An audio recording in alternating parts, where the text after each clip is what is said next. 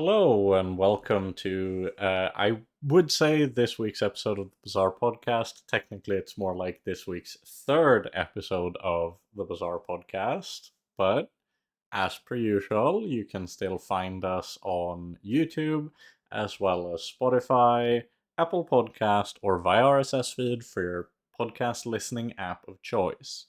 Joining you today will, as per usual, be me, MetallFenix, as well as my first co-host, Sixten. Yes, Sixten here. Barely holding by here. I have a sore throat, but I'm doing my best. So if I'm a bit more quiet, you know why? As well as Walter.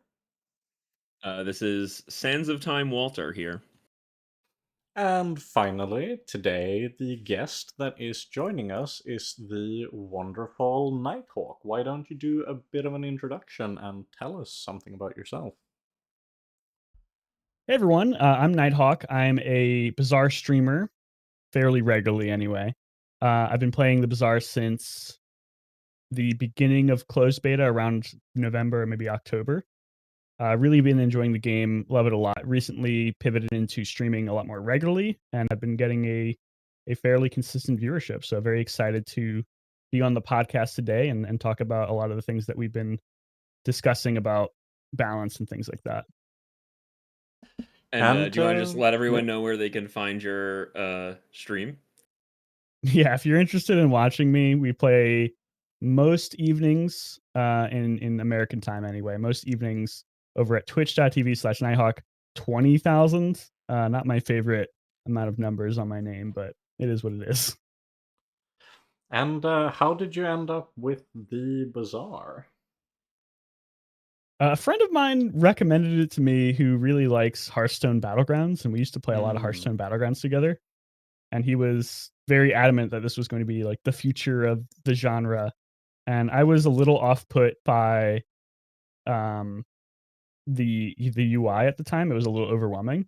But once I got into it and I learned how it functions and I kind of learned the ins and outs of the games, I was really, really excited about it. And I've basically been playing it as my main game ever since then.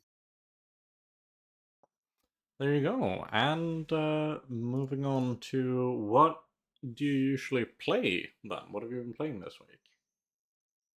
This week and for the last couple weeks, I've been playing a ton of Dulie. Just been experimenting with Dulie.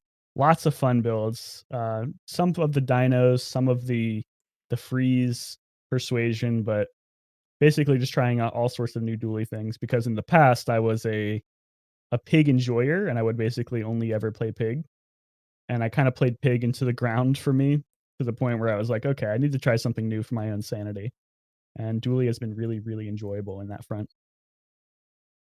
Yeah, I feel like I think Dulie is one of those characters where when he's good, it also tends to mean that he's very fun because it's fairly rare. Obviously, we've had a stretch where a specific build was the main way to play the character, and that stretch was disproportionately long.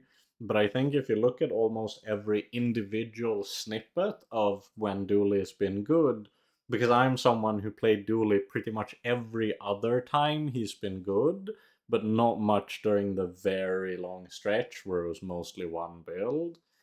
Whenever Dooley is good, he tends to have some of the best build diversity among the characters, and I think a lot of it has to do with how much acceleration he's got in his kit and how flexible, especially the core can be, but also just cores in general. So if he has a stable, like, early mid game to stand on, to make sure that when he's getting into the latter parts of the game, you actually have a little bit of wiggle room in terms of what you're assembling. I think he can make some of the most creative boards in the game happen.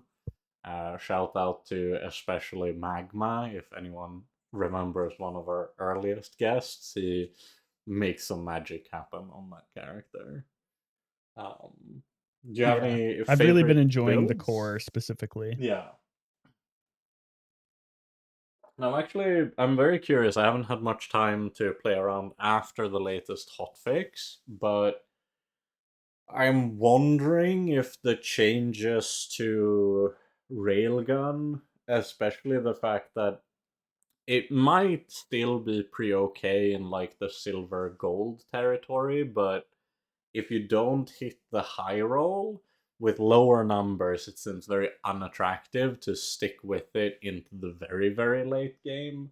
And I'm wondering how it would feel to still be open to maybe playing it for a few days early on just to stabilize, but then picking the core instead of the crit core and starting to look more towards the, flexing to a hydraulic press or playing railgun, which is no, not I always call both of them railgun because they look so similar. Kinetic cannon, which is of I do course, the exact same thing. yeah. I think especially, I don't know, have you been playing much with nitrogen hammer? That's one of the ones that I've kind of not gotten to do that much, but in theory, I think the small freeze cards are some of the strongest things to play with a hydrogen press.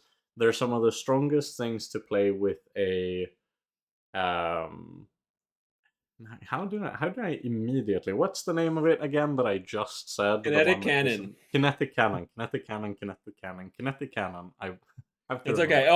Yeah. Also it's a hydraulic press, not hydrogen press. Oh But yes, that's okay. yeah. We'll No, count it. we're all over the place currently. Apparently, what are words? Please help me, someone.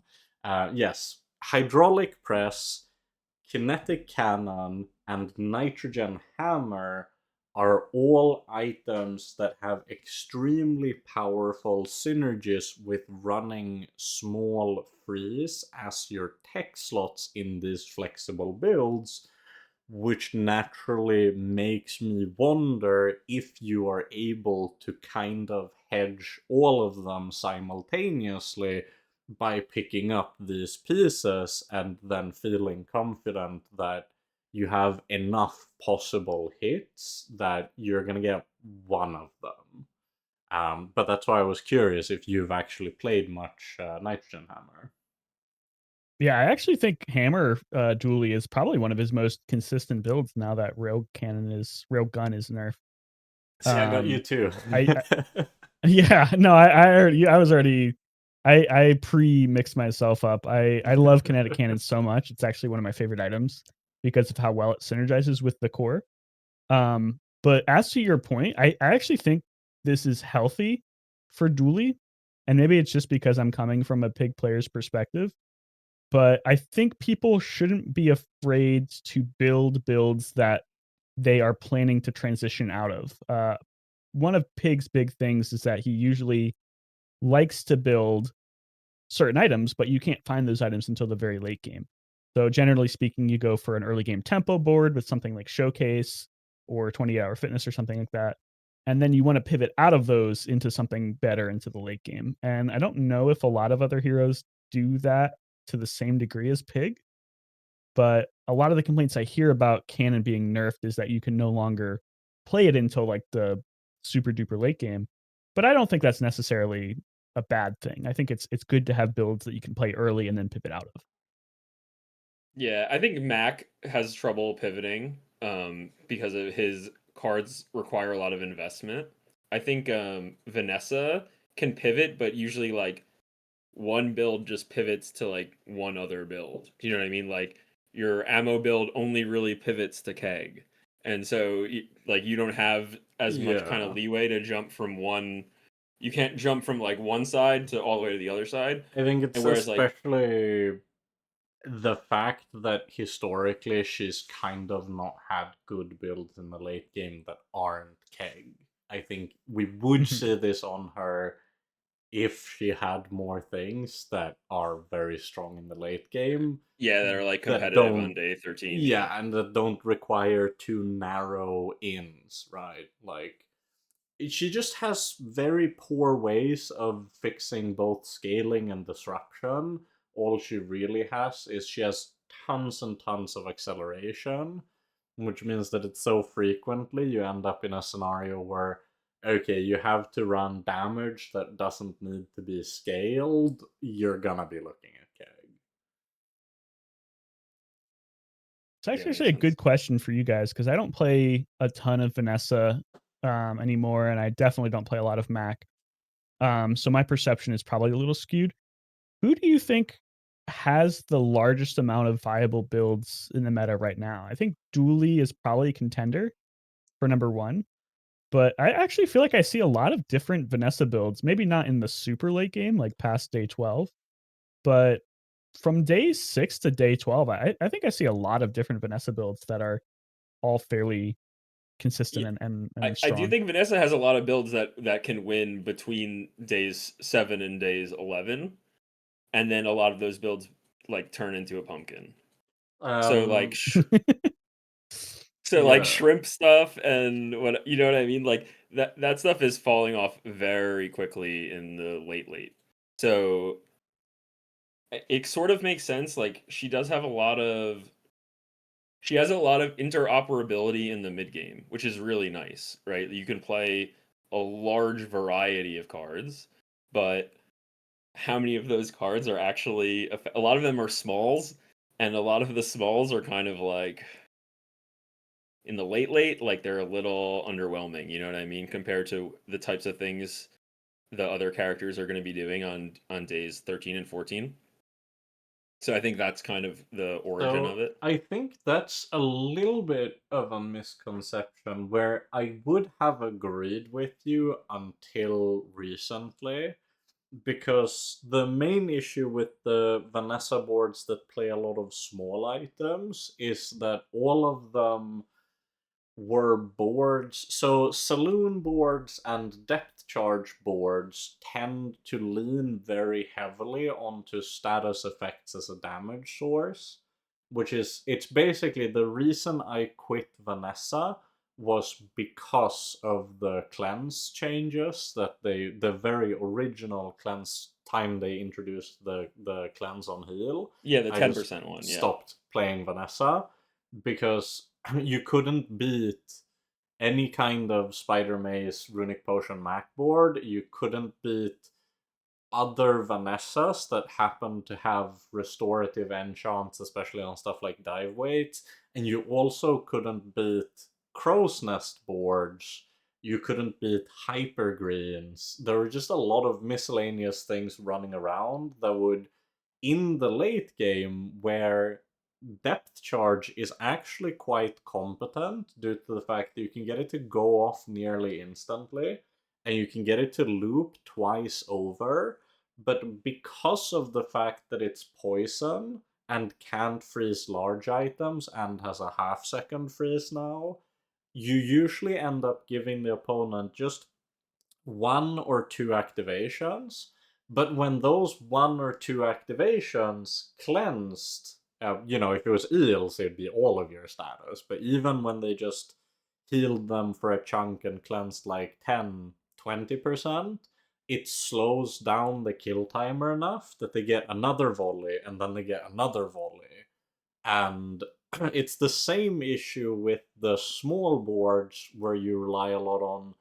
So when you use the shot glasses, if you don't have proboscis, which makes you infinitely faster, because it's red damage, but if you're using either something like an enchanted monkey, or if you have the anglerfish or pufferfish, but you don't have monster skills that give scaling or like a diamond conflagration or something, the idea is that you're disrupting enough of what the enemy is doing and getting just enough defenses and acceleration yourself that they won't be able to kill you in time, but the cleanse just completely killed your clock on that.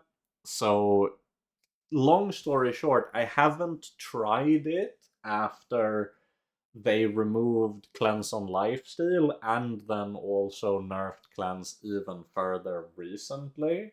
But it is possible that that's really brought back a ton of build diversity to Vanessa.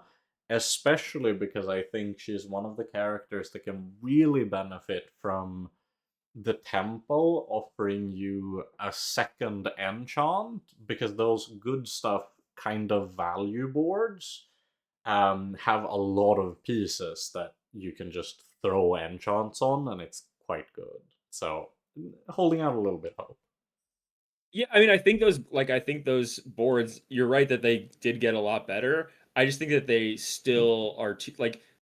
Of course, they're better when they're not getting 10% cleansed. They're getting 5% cleansed. I still think like day 13 plus, like those are too slow. Like killing Um, with poison day 13 plus is like too slow, like inherently. it Like you're just worked. gonna get one It's shot. worked really well for me when cleanse wasn't around. I was pretty confident going Yeah, into the yes, later but days also with but depth like the late charge. game is way more one shotty right now. The late game is very one shotty right now. There's press, there's hammer, like they just like all the pig builds, they just kill you like just so quickly. Like it's really the late game right now is just feels very very quick.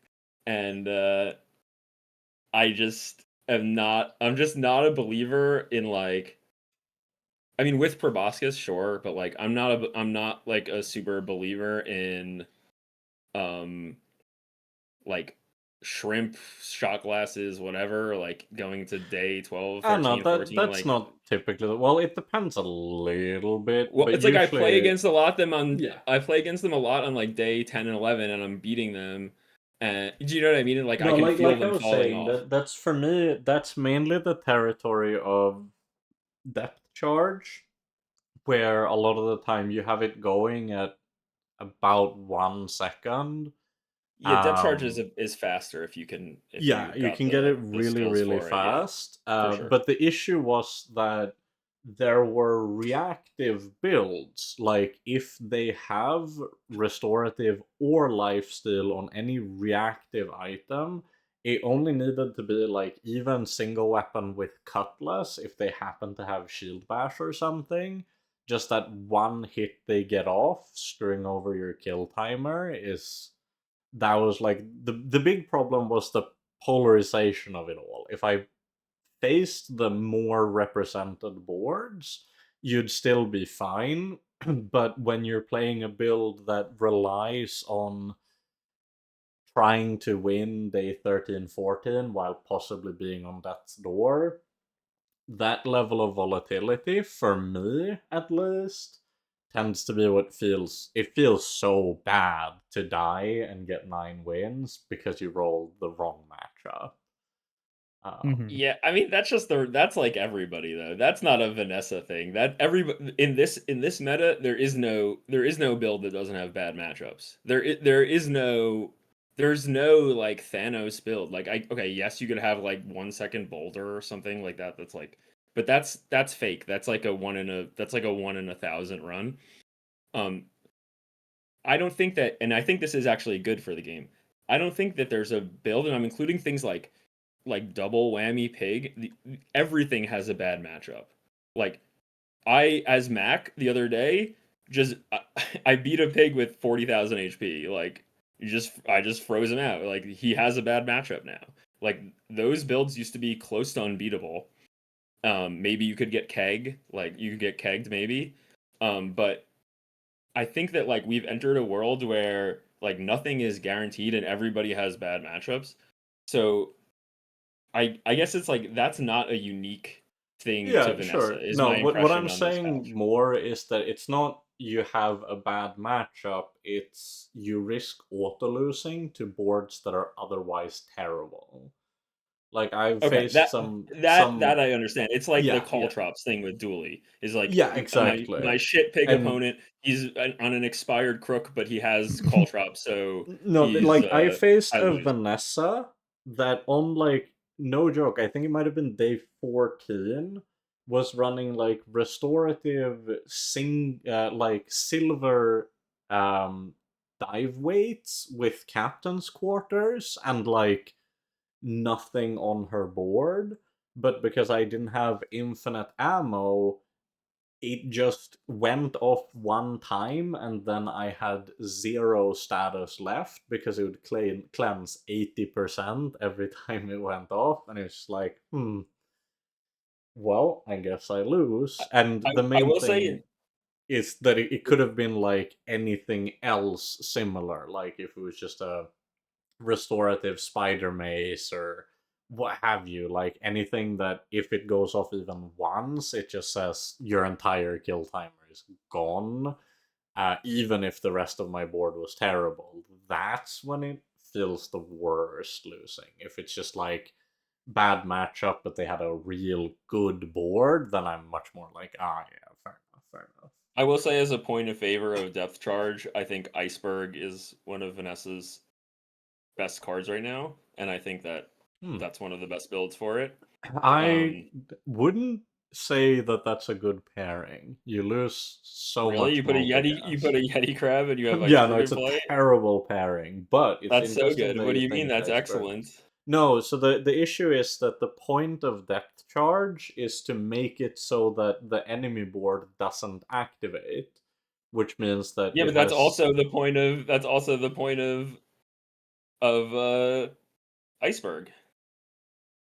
No, so Iceberg needs the opposing board to activate in order to have text on itself. Right, but if your opponent never, but like that's, of course it does, but it stops them from using their stuff more than one time. That's like that is like you're never gonna, no build is just gonna be like your opponent never uses an item, then that's perma freeze Mac and it's OP. Well, no, yeah, Like that's kind of that's the intention between. So I think a much better pairing, and I've had people comment this on my Vanessa guide videos a lot, is that people for a long time have been whispering to me of the secrets of running like Yeti Crab pufferfish with Iceberg, because that's a board that's far less constricted in terms of. So if you run Iceberg with depth charge, your depth charge has 2 casts less, which matters a ton in terms of its damage output since it scales on every cast. So you're reducing your ability to reliably kill by a lot in order to just have more counter reactive in your your build, which opponent is only like has to not use what it 2 wants. items to make up for that. No. Your opponent only has to activate No. 2. Yeah, what do you No, mean no? because Yes, it's the same number of no, triggers. because you lose 2 casts. You lose several hundreds and hundreds of poison, even if they activate items. Yeah, but if they use more than 2 before your depth charge goes off, it's more. So it's Oh, like sure, but like it's it's like it's a, extremely you're making a point no, that is like to totally be dependent on what clear, the opponent's, but it what the is opponent's still board is less. 100% of the answer to this question. If your opponent has 10 small items that go fast, then Iceberg is clearly going to be better. And if your opponent has double whammy, then Iceberg is clearly going to be worse. But that doesn't make Iceberg a bad card. That's Well, like, no, so it just makes it a card that depends on what your opponent's doing. having 10 extra freeze proc, or rather, especially having 2 extra freeze procs, is in no way equivalent to having 2 additional. But it doesn't have to be, because your casts. opponents have more than 2 items. Right, but the point of the build is to abuse Clamra and Holsters to have the fastest start speed in the entire game and to get your casts off before their casts, which means that if you reduce your But that doesn't damage have to be the output, point of that doesn't have to be the point of the that's what build. makes it good. Like you'd Well, run. no, I think if you have Iceberg and you stop your opponent from effectively using their abilities and then kill them, that's also good. This Okay, is I'm not, actually I'm a not gonna decent argue segue. it too much. This but is a like, decent segue yeah. to a point that I was thinking about. Do you think the meta where it is so important to get the first cast off, do you think that is healthy for the game, or do you think that's something you wish it would change? And how would So you actually before go about that, changing could I that? just mention what I've been playing real Yeah, quick? yeah. Then we can move Oh, on. yeah. So, I have been playing Dulie all week, but since we have had 4 patches, or hotfixes rather, it has changed drastically. So initially I was playing Dinosaurs, then I was playing Railgun, and now most recently, today as well as not only today actually, I have been playing Rex Specs. It's too early for me to tell if Rex Specs is comparable to like Railgun in terms of win rate, because of course I'm trying to climb Legend. I will say that, and I don't know if Nighthawk mentioned this on the podcast or before we started recording, but I think Dinosaurs might be about as strong as they were before the nerfs. It's hard to say, but what Rex Specs gives you is a very solid mid game, and then you still have the option to go into a Momosar late game. So I've been playing Dulie, and apart from that, there is also the kinetic cannon line that I've been trying. I haven't had as much success with that, but I know a lot of people are high on that. The issue for me is that I feel like for kinetic cannon to be good, you kind of have to go with the core. Whereas when I want to play dinosaurs, I tend to try and go for the what's it called, the primal core, right? Yeah. So I feel like it's hard for me to hedge for both. And since I'm so used to playing dinosaurs, I'm perhaps not playing optimally there. But yeah, I'm just, has anyone else here been playing some Rex specs and could just do you think it's, basically my question is, do you guys think that Rex specs is as strong as what we had with dinosaurs in the last hotfix, or do you think overall that dinosaurs have been slightly weakened? I guess is my question. Anyone can I've played respond. one game of Rex Specs, so I don't have a huge perspective. I was impressed with him. I think that the 6-second cooldown is pretty achievable, even if you aren't playing Primal Core. I think Primal Core is not really a requirement for playing dinos anymore, unless you are really going for that early game scaling with like a early Diana. Interesting. I don't So why know is if that? Primal Like, Core why do really you offers you think? a lot. Yes, you might be right. Like I've low key thought that myself. Like, how much is the primal core helping? Because often, of course, later on you don't even have to run it on the board.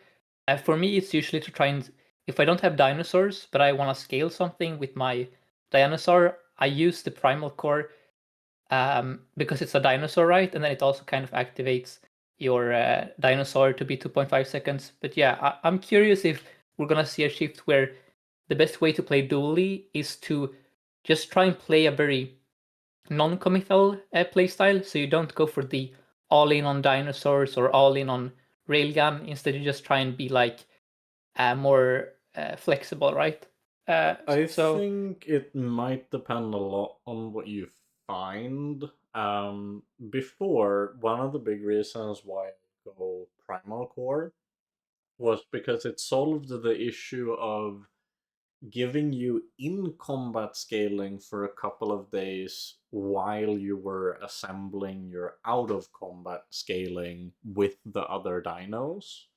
But now, if potentially one of the indicators of going the dino build is to find Rex, and Rex has in combat scaling, it means that there's a lot more redundancy in what that core offers.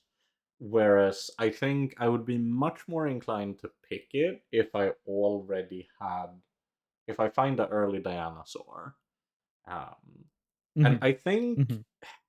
I would expect this to have meaningfully weakened dinosaurs, like by kind of a lot, but not necessarily in terms of viability as a build, but more in terms of being something I'm much less inclined to force due to what the reward of being in dinos is. The strongest part of it, and I think the devs were well aware of this, was what it implied for your late game to have a Sawyer which had a base damage of between 800 and 1000, because that could just kind of completely break most opposing builds, especially with the ability in class to give it multicast.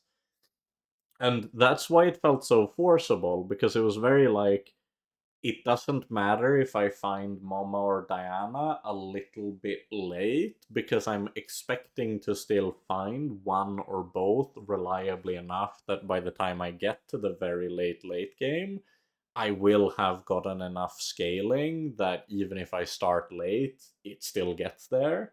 Now, with Momosaur at gold, I think it's much less likely that you can reliably force it as a build that scales into the hyper late game. I think you still will go that angle, especially if you just happen to find a Momosaur on a relatively early day, because their numbers are still great, just at gold. Um, but outside of that, I think we'll see it transition into much more of a build that you go when you find Rex early enough that it's a very meaningful tempo spike. It feels almost a little bit more like, I don't know, the Mac stuff like Poppyfield or Femur, how they've historically been played, where you slam them because it's a large silver that gives direction. But you'll probably be much more open to like, you hedge dinosaurs, and then if you find hydraulic press or kinetic cannon instead, you're really willing to just, I'm just gonna go with that instead. My prediction. Sure. And that kind of brings us to the topic of the week. You mentioned how Momosaur has been brought to gold. So, and you suggested this topic, so you can present it. Yeah, For I the think listeners. one of the very interesting things about the Bazaar that Toby Sarnell, the lead designer of the game, also mentioned in our special episode that we recorded earlier this week, that I highly encourage you to check out if you haven't already, um, was how, to a degree, they're willing to balance based around the frequency at which something appears. Whereas something that's much more rare can be allowed to be a bit stronger. And I think what they might have felt was one of the big issues with dinos is what happens if this powerful meta-scaling variant of the build is also very common, is that you have to expect other boards to be able to frequently have to beat meta-scaled mid-range boards in like those days of the game. Whereas when this is a more rare build, where it's more of a niche angle, kind of almost how Momosaur, at least specifically, used to be on Dulie before he got all of this dinosaur support, you end up in this scenario where the edge cases are allowed to be a bit stronger because it's not like it's going to take over the entire ladder. And I don't know, I think, and in the same way, you can see kind of the opposite, where Railgun had to be toned down because it's so accessible starting at bronze. So I find this is kind of a really interesting and somewhat unique balancing constraint to the Bazaar. So I thought it'd be very interesting to get everyone's kind of thoughts and Uh, impressions of that. yeah, We I can I want start. to say that it Yeah. actually is like so it's not this balancing constraint actually isn't unique to the Bazaar. It's something that comes from originally from Magic drafting. That like obviously the you open a pack and the rare card tends to be better than the uncommon cards, which tend to be better than the common cards. So this phenomenon is already like this is already something that like has like a history or has a provenance, right? So like in Magic limited formats, for example, like some of them are considered extremely quote unquote bomby, where they like are filled with there's a high amount of extremely strong rares. And what happens is that you open 3 packs in a draft and you maybe are playing like 2 of the 3 rares that you open, like you slam your rare first pick very often, and those formats tend to be higher variance, right? Because what happens is like you're in a color, you slam your first rare, you're playing white, you get to your second pack, okay, either it's another bomb white rare or it's another bomb rare of another color. I mean, obviously, you usually have 2 colors in a draft deck typically. I mean, sometimes there's more. There's a lot of Magic limited format, so I don't want to get too specific, but um in general, formats are considered bomby when the rare cards are hyper powerful relative to the common ones. Now, I don't think that's exactly a mirror of what's happening in the Bazaar. What I do think is that, excuse me, in the Bazaar, it's more like a sliding spectrum because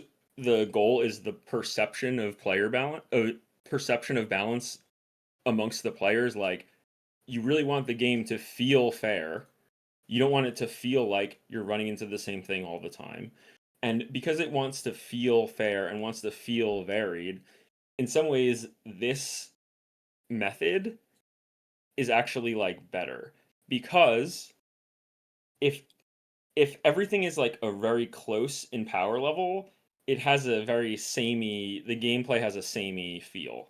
Even if they're doing, like, imagine if all the builds, like, on day two, like, they were popping out about 100 shield every 10 seconds and maybe 150 damage every 10 seconds, and then maybe like you're poisoning for 20 every 10 seconds or burning for whatever 20, like basically like the if the outputs of all the different cards, even if they're very different cards, if they're all very comparable from a numbers wise perspective, like you end up with a situation where yeah, it's technically balanced, but it doesn't matter. Like it doesn't matter what I'm playing, it doesn't matter what you're playing. If my numbers are higher, then I win. If my numbers are slightly lower, then I lose.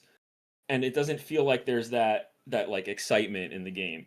Like the big highs and the big lows is what adds like the excitement to the game and what makes people keep coming back. Like people want to feel like they got lucky, and they're going to tell you they don't want to feel like they got unlucky, but you can't have one without the other. So I think that is where it's like a very good direction for the Bazaar, whereas in like Magic drafting, that's not like that wasn't considered like a good thing. Like when a format was bomby, the players would not like it typically.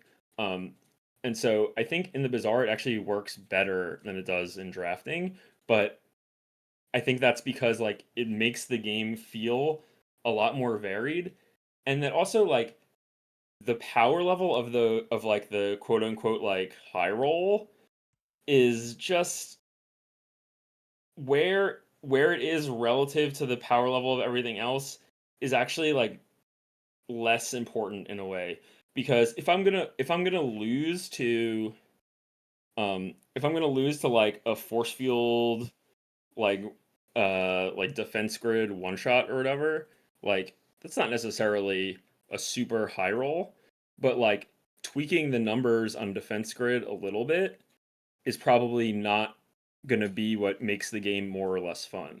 What is going to make the game more or less fun is the stuff that they did, which is like change defense grid so that like it requires a little, that it goes off after the first cast and requires a little bit more um, thought in setting up your board, right? There's a little bit more complexity in playing the build. That's something that makes it more satisfying. Or on the opposing side, like add more counterplay. That makes it feel more satisfying. Just lowering the number of defense grid at Diamond from like 50 to 45 while technically making it so that it won't win as often is not a satisfying change in the sense that it's not really moving player perception at all. So I think that it's good when they make changes that affect player perception, and simply like tweaking the numbers a little bit. I don't really think that's getting there in terms of changing where the audience is how the audience is experiencing the cards. I think I want to point out an example where I think they do that really well, actually, the balancing by rarity. Um, and I think it's something that Toby actually brought up specifically in his conversation. But when you get rare loot from a monster drop, I think that is, and not all rare loot is good, and not all rare loot is able to be pivoted into. But for example, something like the dragon skill or the dragon heart item from the dragon, those are an example of two really, really powerful drops that can shape your board and give you a really, really powerful play to play into, but are meaningfully rare enough that at least I'm not personally super upset when I fight against it. Like if I fight somebody playing a Dragonheart build, I'm like, damn, that's a cool build. I wish I had gotten something like that. Yeah, And and I they're not think auto that's wins where, anyway, right? yeah, I mean, it's so strong that it beats a lot. I mean, it's not 100% win rate, but it beats most boards, something like that. But the thing I think is where it fails is where you don't strike the balance of rarity versus power. So like a very, very high roll build right now in the meta would probably be like an early game. I'm trying to think of like what would be incredible right now. Since the hotfix, my balance notes are all off the table, but probably something like an early game nitrogen hammer, like a gold nitrogen hammer. You get something like that, you have a build direction to go into, you start stomping people. Um, because the rarity of an early game gold nitrogen hammer is not that hard to get, it becomes a lot more frustrating to fight builds like that. If that makes sense. Yeah, because your opponents know that how rare it is. So when they come up against it, they feel like, oh man, he has nitrogen hammer on day 5. That's BS. Yeah, I don't know. Maybe I didn't explain myself super well. But I think for some reason it feels better when a monster drops like a really rare and powerful piece of loot than when you can just like buy it in a shop or get it via an event like a Yeah, you find worked for it. one You freeze defeated item. a hard monster. Yeah, at least you did Yeah, like something I to don't get know. it, as opposed to just going to JJ. Yeah, yeah. I guess that may be what feels different about it to me. Well, it's also the kind of luck that you like expect to have and expect your opponents to have also in the Bazaar. Like I don't when I play against someone on day 12, it's like I expect they have good stuff. Do you know what I mean? Like I'm not put Mhm. off when my opponent has juggler on day 12. It's like whatever. Yeah, even juggler that doesn't like is that a high roll? Sure, I guess. It's kind of like in line with a lot of the other stuff that's available from the other monsters and like do you know what I mean? We all experience hundreds of separate independent probabilistic events in each bizarre run.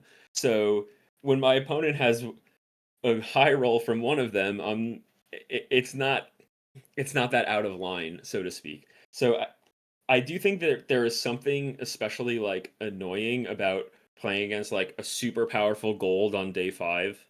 Like that's something that feels a little like ugh. Or like even the like B1 B2 thing where like some silvers just feel so oppressive on day 1 to the point where like I wish they just took B1 B2 off of day 1. Not saying that that's Mhm. a I'm not sure about the total implications of that change. I think that's would be a big change and a complex one, but just saying that in general, like some of the biggest frustrations come from like, I mean, what are the most oppressive day ones? Like mortar and pestle, silver carpet is like insane day 1. Like, I mean, obviously we had the silver railguns day 1. I'm sure everyone has been fallen prey to that one on last patch. I mean, that's still excellent, right? Um, so I think that it's the getting stuff early that feels like that's where the feel bad part of the like quote unquote balancing by rarity is, and that later on in the game it feels good, but like it's when people first get that rare thing that's when it feels oppressive. But I'm not sure that that's like all that solvable really. Like that's kind of just like the nature of the game in a way. Mhm. And I think that's where a lot of negativity around the Bazaar comes from, at least from what I've seen, is you want a high roll, but you don't want your opponents to high roll. And since matchmaking is completely random, you don't feel like you have a lot of control versus like you could fight 7 high roll builds in a row in one game, and that's just I mean, that's just how it's gonna happen. And you just feel Yeah, bad and I about that. think the solution to that, which they have already teased, is that eventually we're gonna get a PvE mode where you are allowed to high roll and you don't have to face high rollers, right? Like if you just wanna have that power fantasy where you just do broken stuff and beat everyone, eventually we'll hopefully have like a mode where you face like a pure roguelite a deck builder mode without like PvP, and then you're allowed to have those crazy high rolls. Whereas if you play like PvP, you have to accept the fact that your opponents will get as lucky as you, right? So it's like they cannot solve this problem really. That will always be part of a PvP game like this. But yeah, I think solving by or balancing by rarity is great.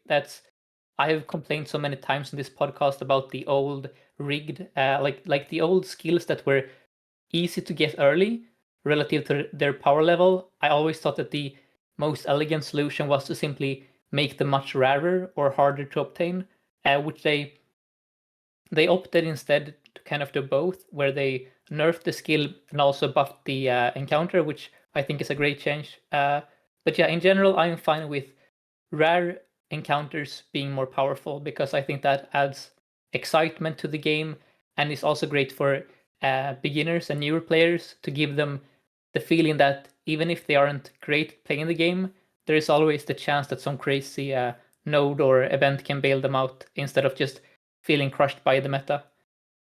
Mhm. Yeah, that Those last are part my I two think is cents. crucial. Yeah, that last part about like people feeling like there's something that they could get that saves them. That feeling is super important to have in the game. It Yeah. stops So people in from other card giving up. games, the equivalent would be playing.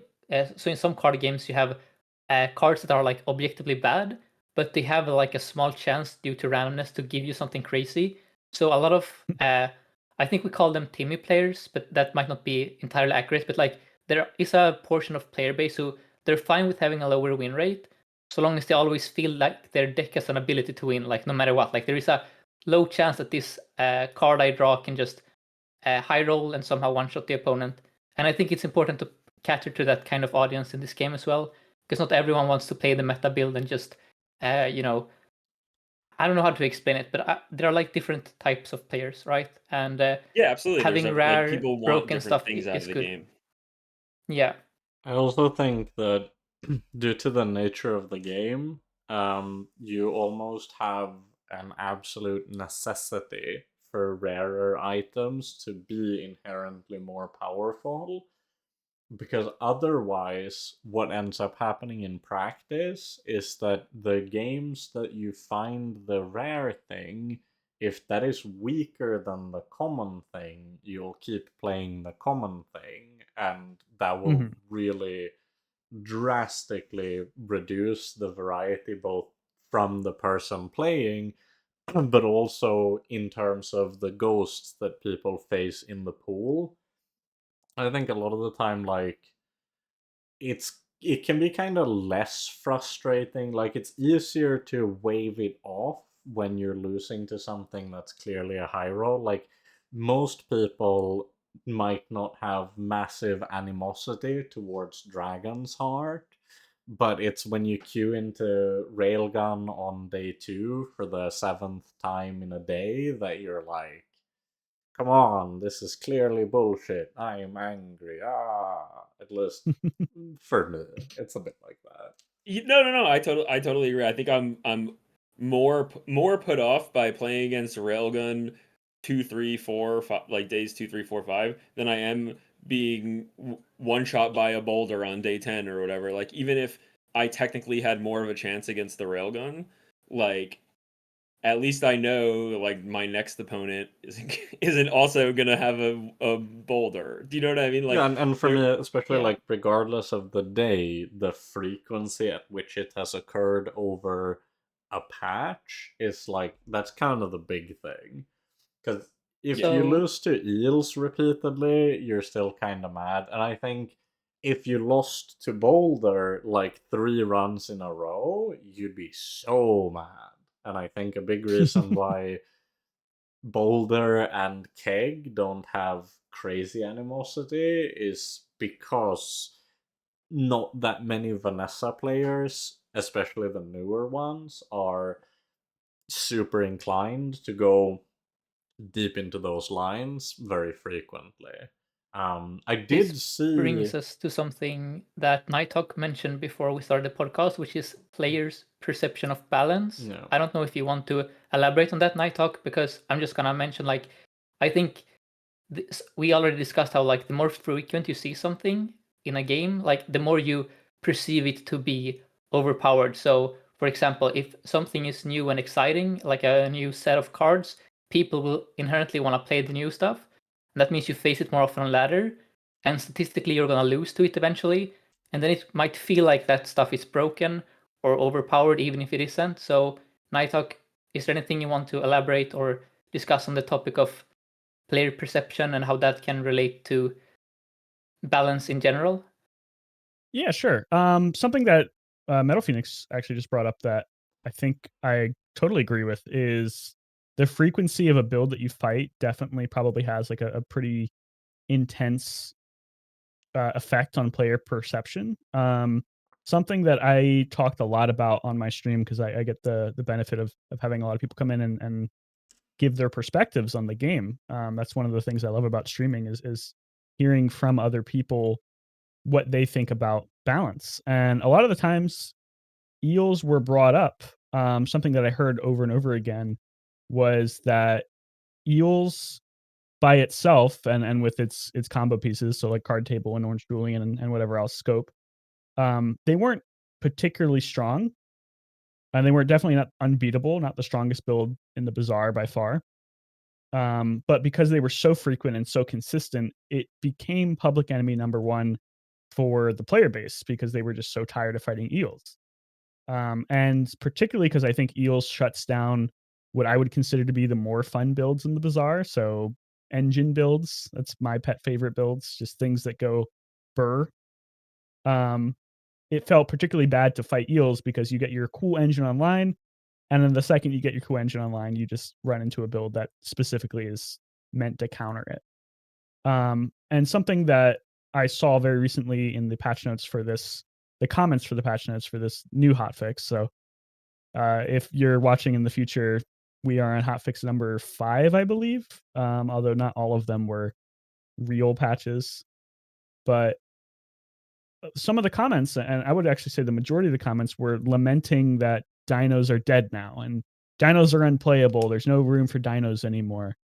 Dulie had a fun build and they nerfed it. It's dead now. And I just didn't really understand that perception because one, I didn't read the patch notes as dinos are dead. I think they're a lot harder to force now. But two, it doesn't really make sense that people were coming up with such strong perceptions in the patch before they even played it. And I think it's a tough thing for a game like the Bazaar because one, it does have a lot of very passionate voices behind it.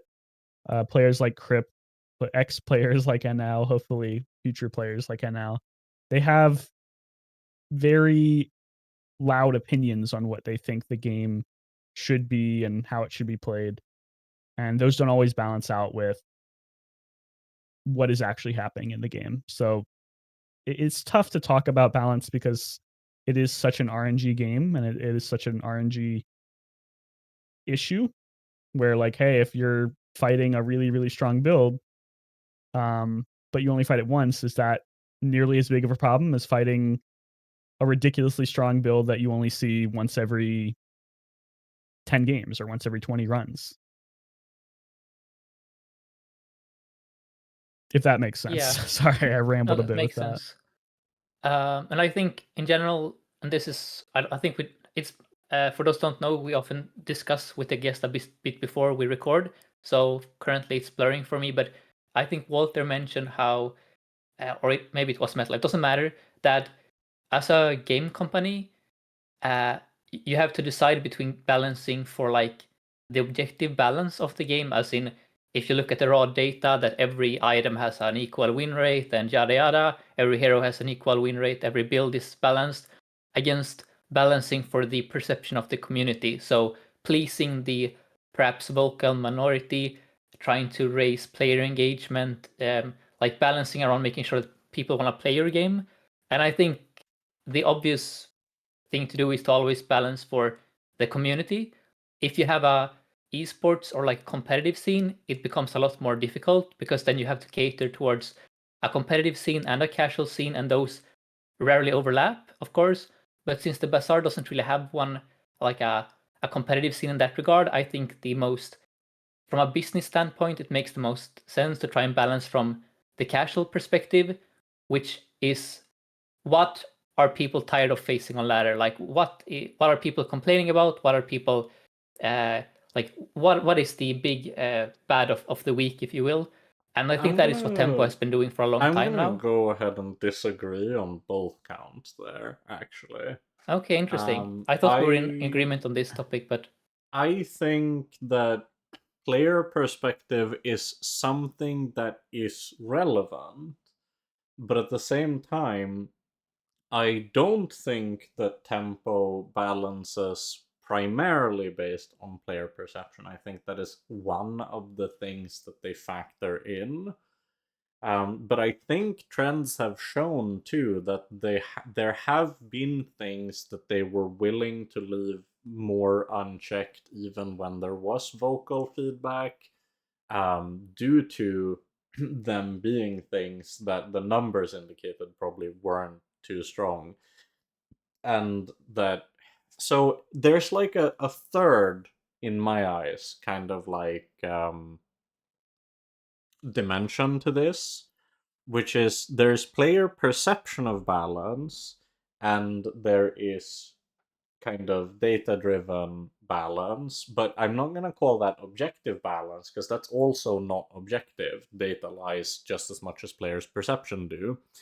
But there's the third dimension, which is practical balance. It's in terms of not just looking at what people are saying or what data is saying, but balancing around what is happening because of the state of balance. What are the consequences practically observable in the game? And I think sometimes this deceptively makes it seem as if they are balancing based on player perception, but I don't necessarily think that's true.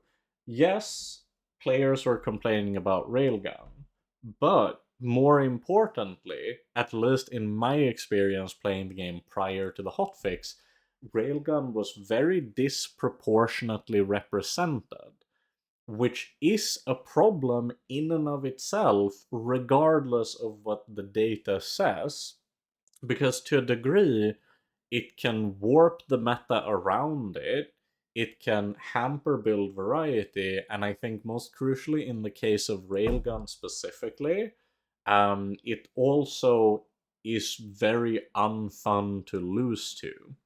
And this means that the developers might be able to estimate that even if it's only a vocal minority that's heavily complaining about Railgun, it doesn't seem like that much of a stretch to assume that the silent majority may be facing some frustrations due to the prevalence of the card and the strategy.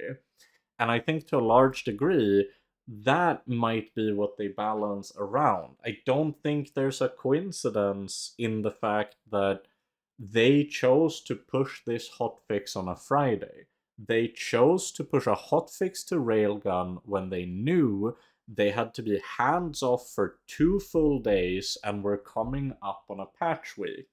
And so they were most likely thinking, we don't want people to feel like they're stuck playing against a stale board for the entire weekend. We want them to feel like they can go out and have fun and explore a variety of builds. And I think there is a crucial distinction between trying to balance around the practical cause and effect of a given balance decision, or balancing entirely around how the players will perceive the state of the balance. So that's kind of what I wanted to say on that. There's actually an interesting thing that makes me a little concerned, is and this I don't mean this to sound, like, overly negative of players in the Bazaar, but do you think at all that you're slightly worried about giving players too much power, like, giving the community too much power? So if they complain about any item and then it gets nerfed, doesn't that encourage the future complaining about more items? Right, and that's kind of my Um, point, is that I don't think that Tempo looks at player concern equals, or rather, I don't think they look at it as vocal complaints equal problematic card. I think that Okay. internally they probably have a bit more of a nuanced discussion on it. They don't just go, people are complaining about Railgun. They probably go, why are people complaining about Railgun? Do we agree? And is this something that is healthier for the game if we address or not? I would expect that to be much more in line what the actual decision making process looks like. Which means, in other words, player feedback should be treated as a possible indication of where you might want to put the focal point of a developer meeting or something. But it's not that player feedback should directly guide or influence balancing decisions, if that distinction makes sense. Yeah, I mean, like, there's kind of like an adage that says the players are good at identifying that there is a problem, but not good at solving it, right? Like that's That's kind of perfect. the Yeah. Yeah. yeah. Like I think there is a lot of truth to that. Um, but also like you have to be approaching player feedback with the idea that players are often, especially the ones who are going to send you unsolicited feedback, are often deeply, deeply biased and have Yeah. huge blind spots. And like, it's, it's, and there's also kind of like um, a kind of like a fever or like a social contagion aspect to the Mhm. like everyone's ganging up on Railgun like the Reddit is 20 posts about Railgun. Like, let's make more memes about like basically like it's self-perpetuating and it becomes a little bit disconnected from the truth of the balance. Even if the original like it can be true that Railgun is OP. It could be true that Railgun is oppressive,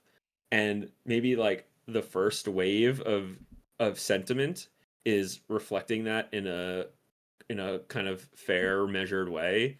But then, like, the successive next wave of sentiment and the next wave of sentiment is going to become increasingly hostile and bordering on ridiculous. And some of Right. the stuff that, So, Yeah. like, if I could that, just chime in real quick, yeah, I think ultimately, if they wanna just from an optics standpoint, like the way you want the balance or patches to be is that there is some kind of intent with what you're doing, which Yeah.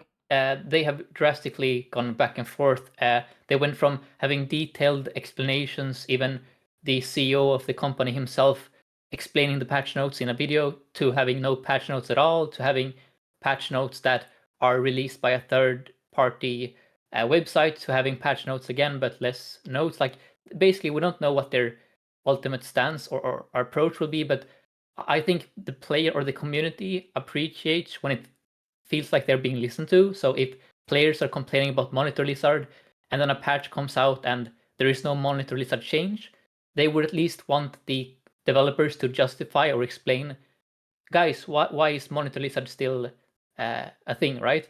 So I think you can potentially get the best of both worlds. If you so if you take the approach of not just listening to the vocal player base and just instead focusing on what you consider to be the correct way to balance, you have to still try and feed that, like try and make that presentable to the community in a way where it feels like their complaints are still heard. Like, I don't know how to explain it, but the what you risk running to is that the players will ask questions like, "Do you guys even play your own game? Like, we play this game all day. Why aren't you doing anything about this problem?" Like, you run the risk of the players thinking that the developers are out of touch, essentially, which I think unfortunately happened for Tempo a few times. Like, there has been some, um, there were a few times where like the patch, especially like the Monitor Lizard meta, which was due to them, of course, going on holiday break. Like the vibe in the Bazaar community was quite bad at that time, which I think. My point is just that I think even if you strive towards perfect balance, I think ultimately if you want to be successful and try to just please the community, you have to at least pretend or give the impression that you are taking like the most vocal complaints into account when you balance. So for example, what they could have done is give Railgun some kind of nerf that looks like a nerf on paper, but then maybe they give some stealth buffs to other items, so like you please both, I don't right? know. Like I hate thinking of balance in that way for two major reasons. One okay. is that I think, based on my track record of every live service game that I've ever been engaged with, and this has been my life for the last decade and a half, there have always been those same complaints, and it seems almost like irregardless of the actual choices and decisions made by the developers. So I feel like you get this really warped perception of, if you start, because at the end of the day, we call these people a vocal minority for a reason. I don't think we necessarily should fully cater to the minority, and I don't think that's what the developers are doing. I believe that it's very likely, and this is of course my estimation, but the devs have stated that they are not striving for perfect balance. That's not the end goal. The end goal is player fun. And I think that that means that if the data indicates that Railgun is relatively balanced, but it's too prevalent to the point that it's likely making people. I'm gonna move us over to State of the Meta, because it's kind of, that's what this is about. But if it's making people find the game less fun because there's so much of it, then we know that that's also a metric they have access to internally. They can say, okay, Railgun doesn't necessarily look too good, but way too many people are playing it, and this is probably making the game less fun, and so they balance around that. And I think at Yeah, I mean, least, I agree. I just yeah. think that those often go hand in hand. If something is overrepresented on ladder, people will start complaining about it on like community forums or on Twitch, etc. So I feel like it is very rare that the most played thing on ladder isn't the thing that people also end up complaining about. Like that is Right, just my point. but that's the thing. They haven't always nerfed the most played thing, because I think internal data can oftentimes probably indicate that things that are overplayed might not be as overrepresented as people make them out to be. I think a good example is, at least for me personally, ever since I started playing the Bazaar, I've heard a lot of people complain about single weapon Vanessa. It's probably historically for me been the build that I hear the most complaints about. But it's also historically a build that they have allowed to be strong and to be represented, and usually only kind of go hard on it whenever there's a specific version, like the eels one, that's like disproportionately taking over the identity of the build and warping the meta Yeah. around it a Or the bit. single weapon double barrel, they did it to that when Yeah, that was the yeah, dominant one too. Yeah, yeah. And I agree with so that one. I don't think they're necessarily. I think it's simply inaccurate to claim. Like, I've heard so many people complain about drill on Dulie for a very long stretch of time. Anyone who wasn't a Dulie player would complain about drill. And that was an item that they left untouched for a very long period of time, in the same vein. So I'm not really getting the perception that things will be nerfed because they're complained about. I'm much more getting like the perception that when the complaints actually had merit, we see changes to the item. But the thing is, by that logic, if it was an item that should have been changed, they probably would have done it even if people weren't complaining heavily in like a vocal minority. This seemed like uh Yeah, I would actually yeah. jump in with a really good example of this. Is like, okay, do you remember when the very first pig expansion came out?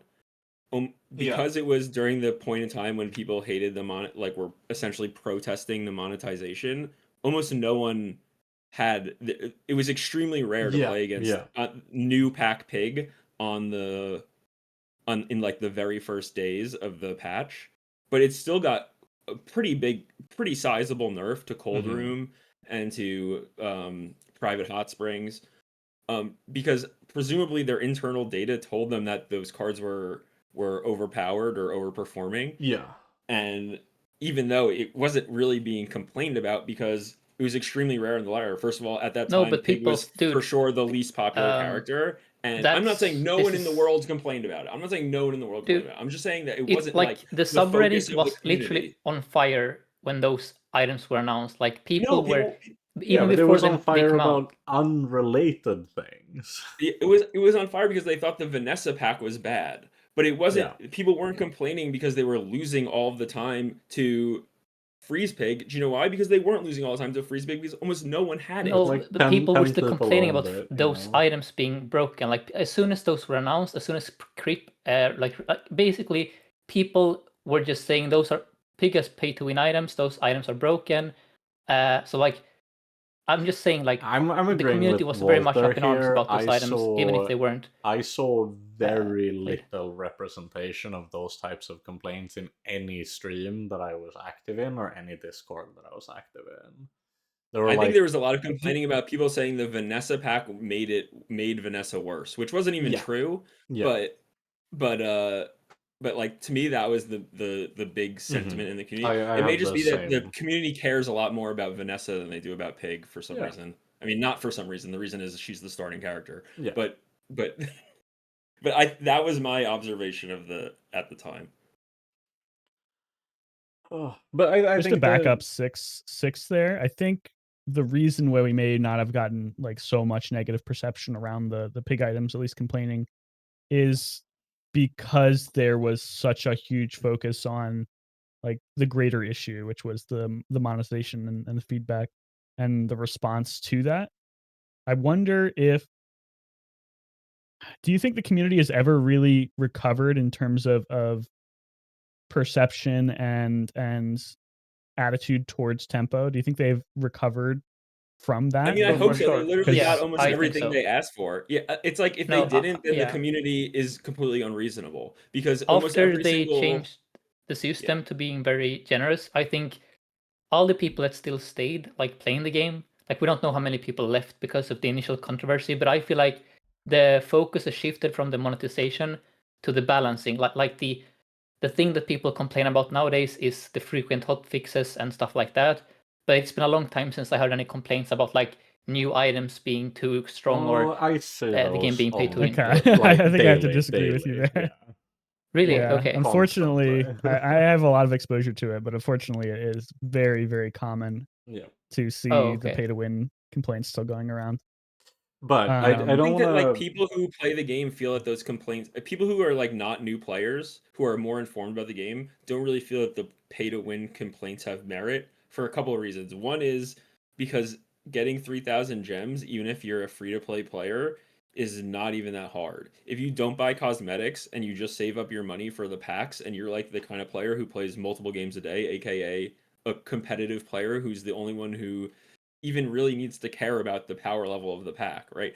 It doesn't even matter if you're like bronze. It doesn't really matter if you have the pack or not. Like you aren't stuck in bronze because you do or don't have the pack. That just isn't the truth.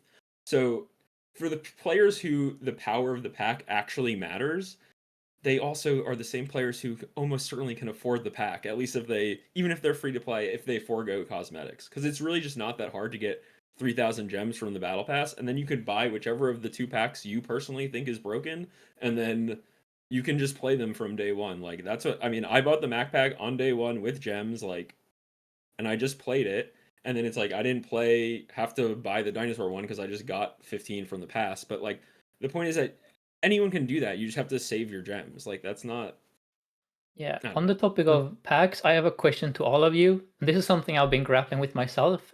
So we know from Tempo that the intention of the packs is for them to be permanent. So every new addition of items are gonna stay forever in the pool, effectively diluting the pools of all heroes.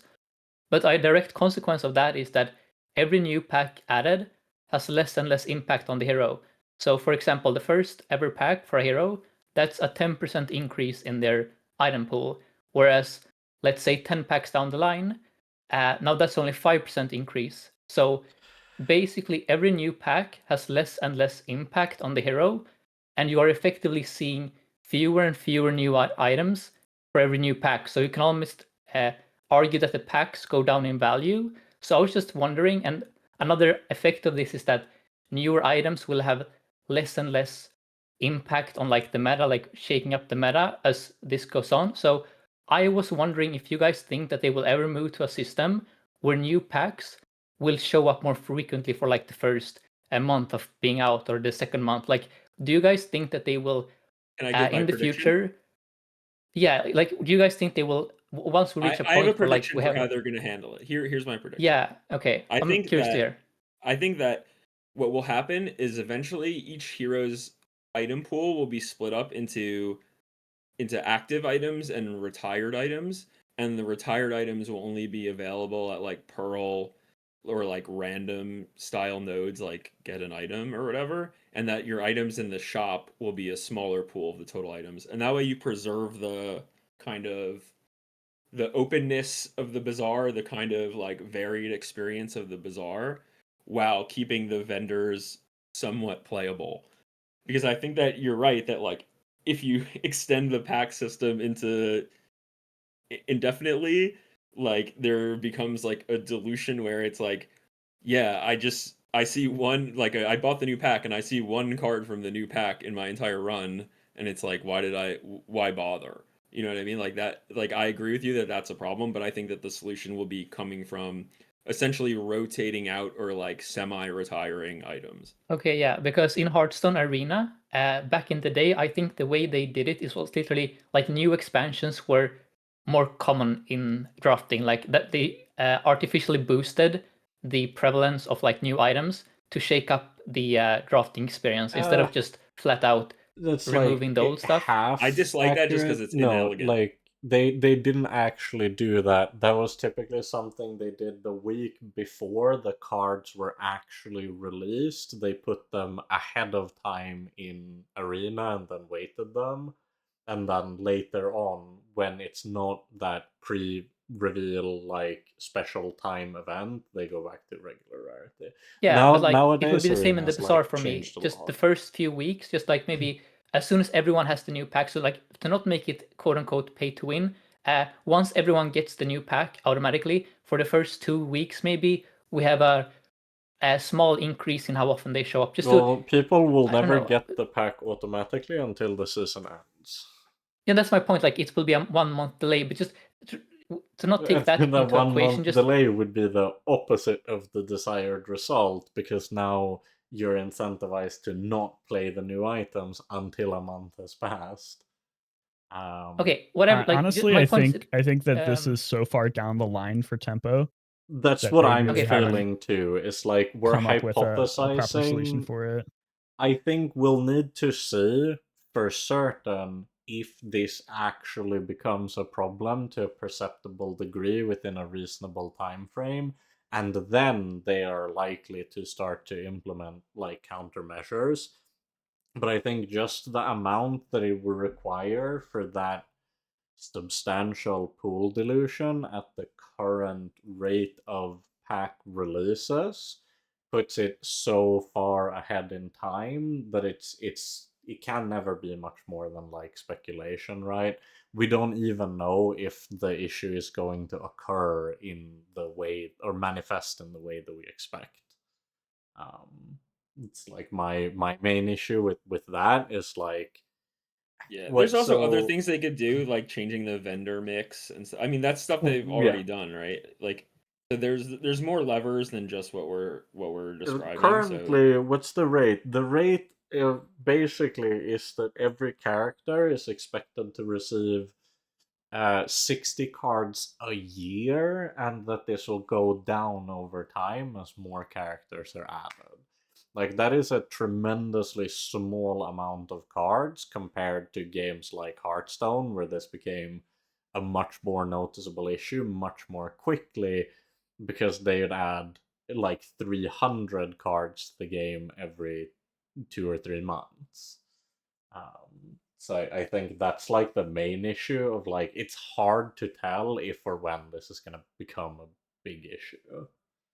Yeah, but like the issue for me is, so let's say when the sixth hero comes out and every other hero has 150 or 140 items now, the new hero will only have like 110 items maybe on release, so it will be drastically more consistent. Like even if let's say that the power level of all the heroes items are But it's again, equal, quote that's a unquote. total assumption. For all we know, they could release, if everyone else has 160 cards, maybe they drop the new one with 140 so that they catch up in 2 months. Okay, fair enough. Yeah, maybe this is too much of a Yeah. hypothetical question, but I'm just curious because this is a topic I'm just curious how Tempo will go about handling this, because I feel like eventually, maybe not this year, maybe not next year, but sometime they will have to like the dilution will have some consequences for sure. Well, Yeah. as far as I know, and I don't want to misrepresent any of the devs, but as far as I know, dilution is the goal. Yeah. They want, Yes, I know. and I don't know how Yeah. realistic this is, but they want the Bazaar to be a game where you never have the same run twice, and you pick from, let's just say in 5 years, if the Bazaar still exists and it's still being updated, you play Pig and you have access to like 600 items or something ridiculous. And hopefully, theoretically, you'll be able to build a cohesive build out of those 600 items that looks completely different than any other Pig build you've ever done. And I don't know how realistic that is. I think they've done a much better job, and I listened to the Toby interview earlier this week, and he talked a little bit about it. I think they've done a much better job at producing items in the item packs that aren't quite so reliant on the other items. I saw a lot of people complaining about the Dino pack, that it was like way too self-reliant, but I actually like big disagree. I think a lot of the items in the Dino pack are super easy to slot into other builds. I Fruit tools also especially. Go ahead. Yeah, no, I was gonna say, I think more importantly, the nuance here could be if you look at Vanessa's first expansion compared to her second, there was a very distinct difference between a pack made for a character with 100 cards and a pack made for a character with 110. And I think it's not a coincidence that it's right now, when Dulie has less cards, that we're getting this highly synergistic expansion. Because I completely agree with you that there is a lot of chatter and interesting things you can do in other builds, and Dino Disguise is a way to bring stuff into this build, and Saddle is relevant for Hydraulic Press. Like, there's a lot of stuff going on. But at the end of the day, the dinos clearly want to be played together. But the thing is, down the line, like, let's pretend that we have 10 more expansions on Dually. I think if dinos, for example, are already an entrenched and impactful archetype, adding 1 or 2 dinos in a pack could still affect the game a lot, because it changes how you perceive the dino build, irregardless of if you're going those items every game, the same way that custom scope, even though it's just a single item being added, really warped the way single weapon Vanessa played. So I would almost suspect that the more cards get added, the less uh, tightly knit synergies we might see in the packs, to the point where it's not going to necessarily have to be the intention that you find all 5 bugs. Because that's kind of the thing, right? You've played a lot of Dueling Nighthawk. Would you agree with me that it feels like um, there's almost less specific synergies within the Dino pack than there were within the Bug Dualtron pack? Yeah, I think I would agree with that. I think creativity plays a lot into it. I saw I don't know how in depth, how like plugged in you guys are to the Bazaar subreddit. There was a really big post very recently, which I actually really enjoyed, Let me see if I can find the name of it. Community conversation, Bazaar dilution is key. It was a very long post from an actual ex Wizards of the Coast game designer, which I thought was really interesting. Somebody who worked on Magic, so probably a lot of overlap with what Yeah, and Walter Magic has has a experience specific with. term for what you're talking about. They call a mechanic parasitic if it requires you to play all other cards of the same mechanic, and they call a card altruistic if it, like a card like Zorkid, is altruistic. Right. And Is that how you say and that word, Zorkid? I have no idea. Zoarcid, I think. But I always call it it's Zoracid. Yeah. yeah, Okay, maybe it's it's got Zork. I don't know. weird. I just have in It's my a head weird like word. Zork in it. That's just all I have. So I've been Yeah, I saying mean, you could be right. I have no idea. Zoarcid, but okay, I maybe don't it's actually Zoarcid. Um, Whatever. know. The point is whether you're Zorking it or it's Zoarsing it. It's an altruistic card. It's a Yeah. card that brings disparate cards together, and then a card like Adrenal Converter is very parasitic. It Before we get into requires a that, bunch though, of I other am specific curious. What cards. was the sort of conclusion of this Reddit post? oh, okay. So there was a lot of thoughts he had too about how dilution should work and why a lot of people have frustrations with the Bazaar right now. But one of the conclusion of the post was that he hopes that more items get added and more synergies get pushed, so you have the ability to build a build with any items versus like trying to find specifically all the bugs for Hmm. Dualtron or all the dinos for dinos.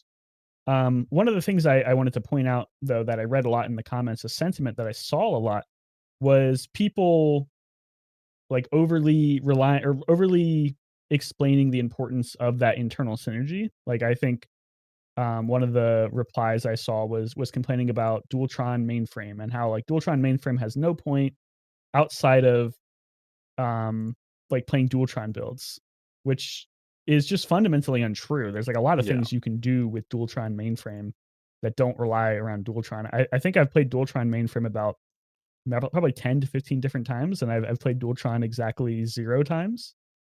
Um, so it really goes to show how people maybe, and I don't want to say they lack the creativity, but maybe they just aren't thinking outside the box in terms of these items. Like the Dino, I wanted to I point mean, out the part of it Dino is on pack. tempo for naming it Dualtron mainframe. Like I do want to Yeah, say that that's true.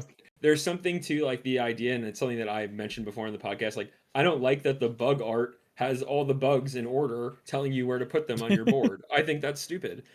So I think there's like a way to go like too far in being prescriptive. So like, yeah, I mean, I agree with you. The card Dualtron mainframe definitely does not require Dualtron, but maybe they should have just called it like mainframe then.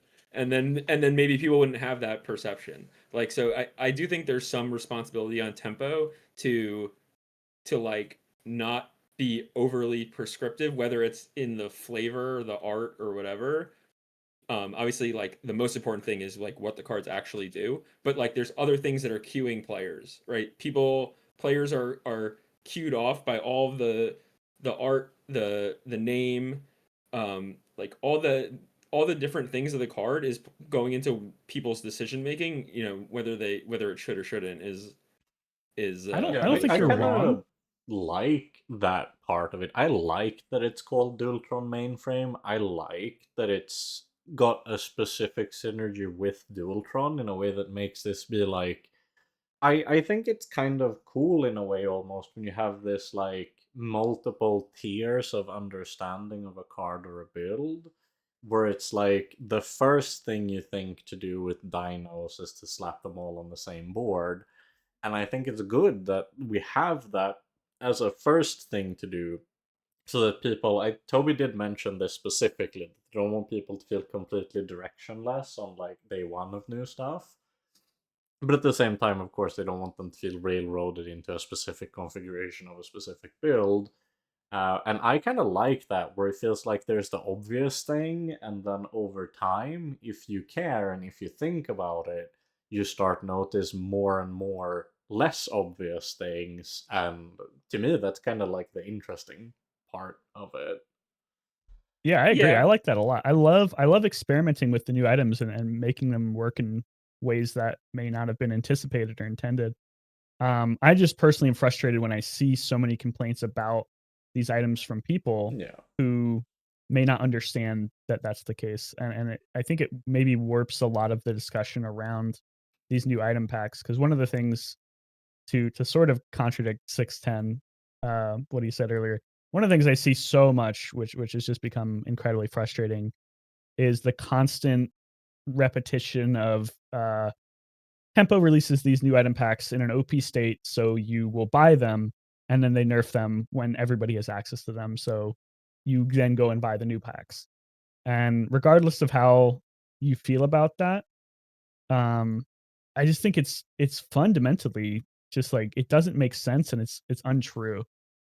At least from what I've seen, and obviously everyone's gonna have their own perceptions on that. Well, But I mean, it makes sense we as would, like as a chain of logic, but it's untrue in that the logic breaks down when you like recognize that the reality is that the best thing for Tempo to do is to make the game as fun as possible. Yeah. That like that yeah, by far trumps like any type of like, oh, we'll sell like 5% more packs if we like make it OP and then nerf it. Like only a very small section of the player base is responsive at all to that kind of thing.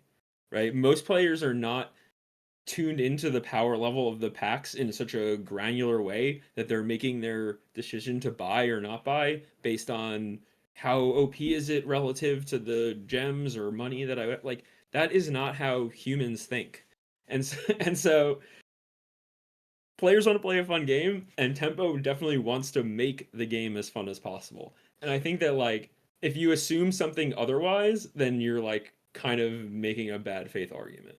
It's also one of yeah. those typical issues, right, where there has been a bit of a this will probably be the last thing we say on this topic for this episode because it can get very like repetitive.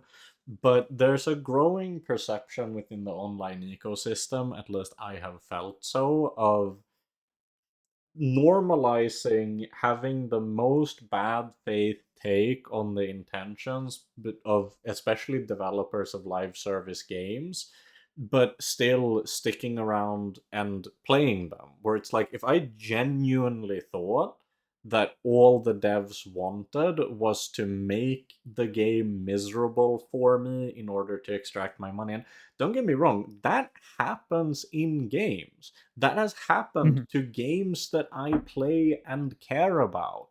Everything from like more niche gacha games where that thing is extremely prevalent to an extent when I quit Hearthstone, it was at a point in time where Hearthstone was really rough, like financially to keep up with. It cost a lot of money to keep up with the slog.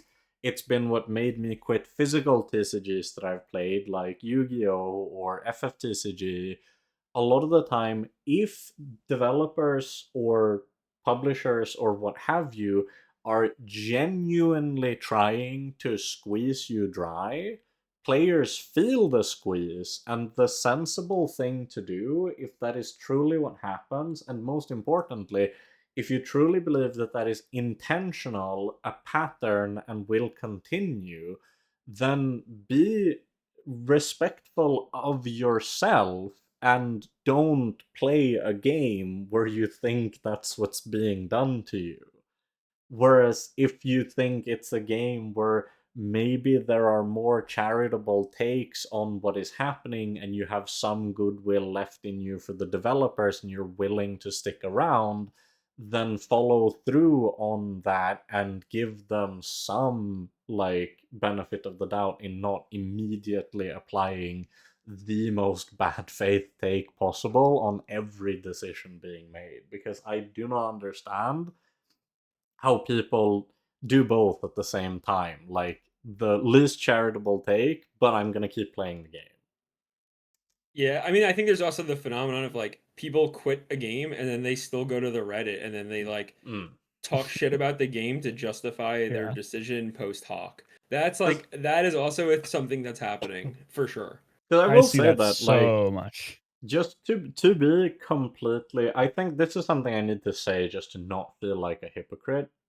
But full respect, honestly, to anyone who quit the game when the first monetization issues happened because they said, this goes against my principles, I'm not going to support that. And then when they turned it all around, it's entirely within your rights to say, I don't think they deserve a second chance. I'm definitely gonna respect you as an individual for holding that. Like, if you think that and you stick by that, that's really respectable. And at the same time, I think it's perfectly reasonable to say, like, oh, okay, it seems like they really listened and actually did specifically what people asked for. I'm willing to give them a second chance. Stick by your principles. It's your life. I respect that a ton. But just match them up so that what you say and what you do are the same thing. Yeah, and I agree with that a lot, but the thing I'm always afraid of, not even afraid of, the thing I think happens the most is that those people who did quit for principled purposes and they decided that tempo wasn't worth returning to. I mean, I think a lot of people would agree that that is pretty respectable given on how a lot of the communication between tempo and the community went. Those people aren't the ones who are still talking about the game, which is, I No. think, pretty unfortunate. Yeah. I think this game has the highest number of dedicated haters that I've ever seen. For a game this small, because it is a fairly small Yeah. game, even though it has a large reach. It has like maybe not a similar amount, but a similar percentage of dedicated haters as like something like Hearthstone or League, which is pretty crazy considering how long those games have been around. Yeah, I mean, there was an earlier, not to detract, but there was like an earlier controversy about the game as well with NFTs back in the day. So like the Mhm. game has been, how should we put it? Like there's been stigma around it for a long time, even if the Courting developers have. controversy is the term. Yeah. Yeah. Yeah. Anyway, I think that's But enough on this topic. yeah, But I did have one more thing before we kind of start wrapping up and going into the board of the week and stuff that's just related to the actual game and the actual meta.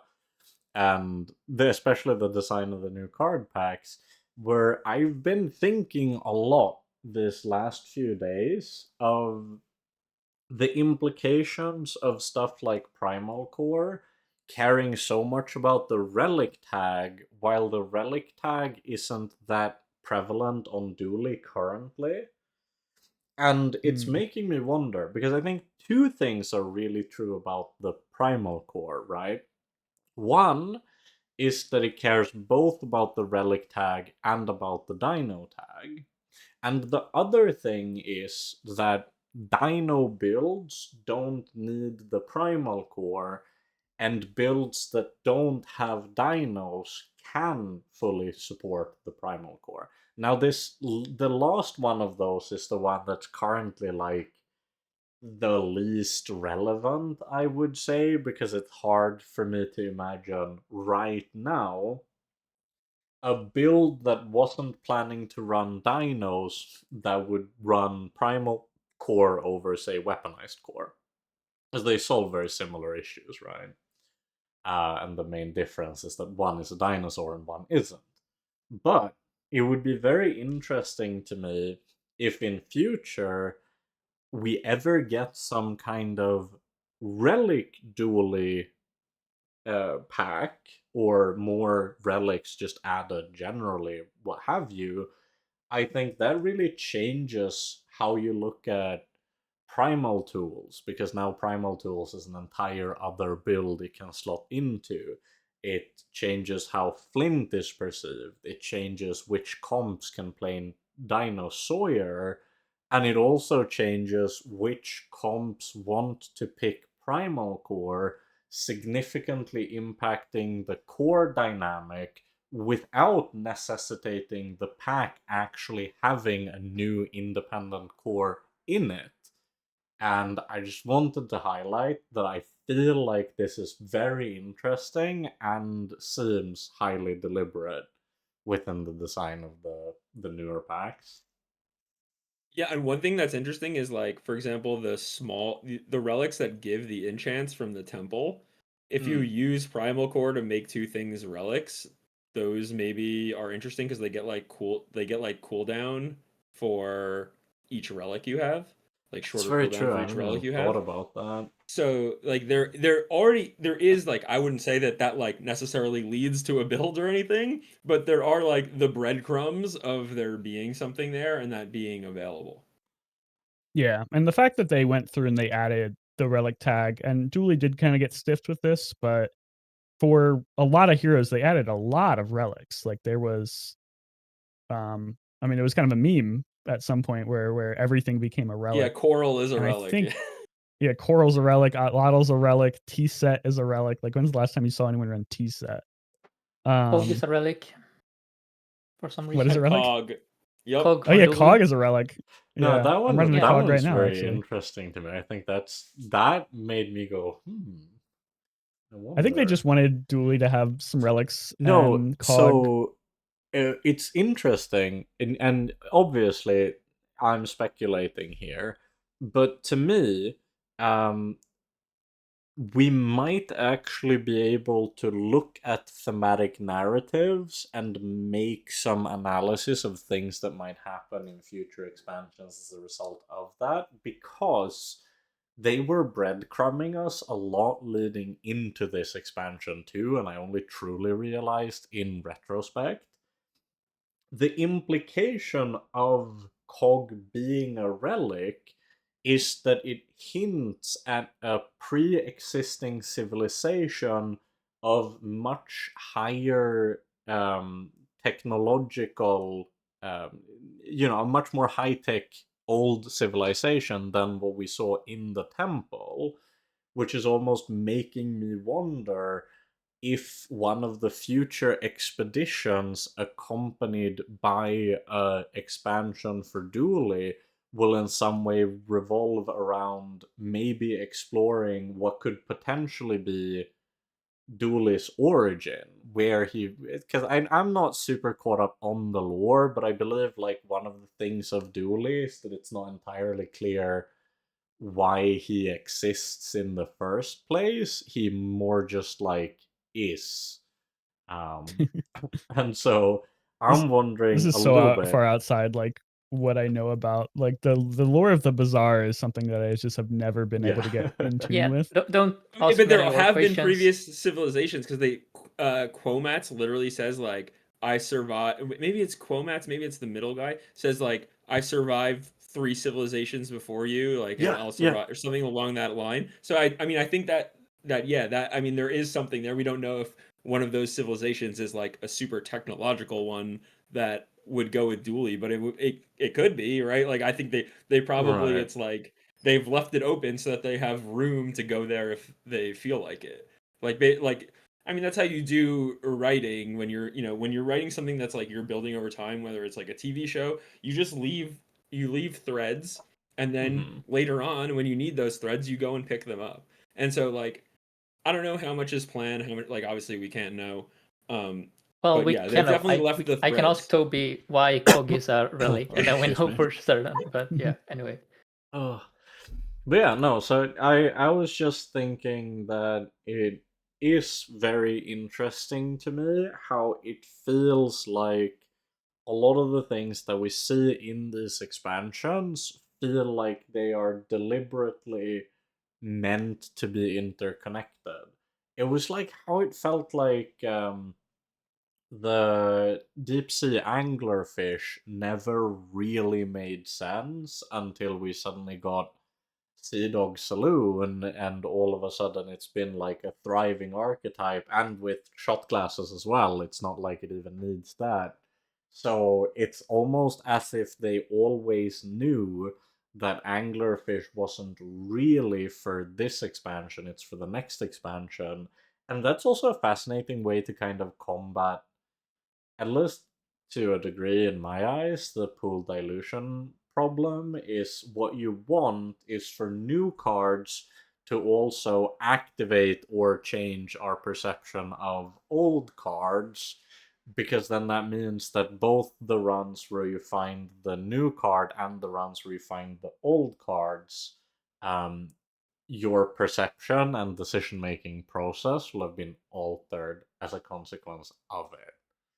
That's what I was praising the quests for doing, is that I felt like they made me reevaluate parts of the game that had become Yeah, to me like rote, or like I didn't have to think about them anymore. It made me go back and think about like those PvE, and I really really appreciated that.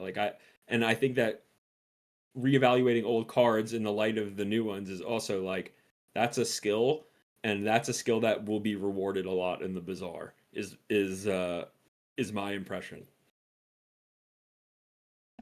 Yeah, I think All right. I Go think on. that is. Oh, go ahead. Sorry. No, I was literally just gonna ask if we have a board of the week, but you were gonna mention something else, so do that first. Oh, I didn't want to go off on too big of a tangent because this might take too long.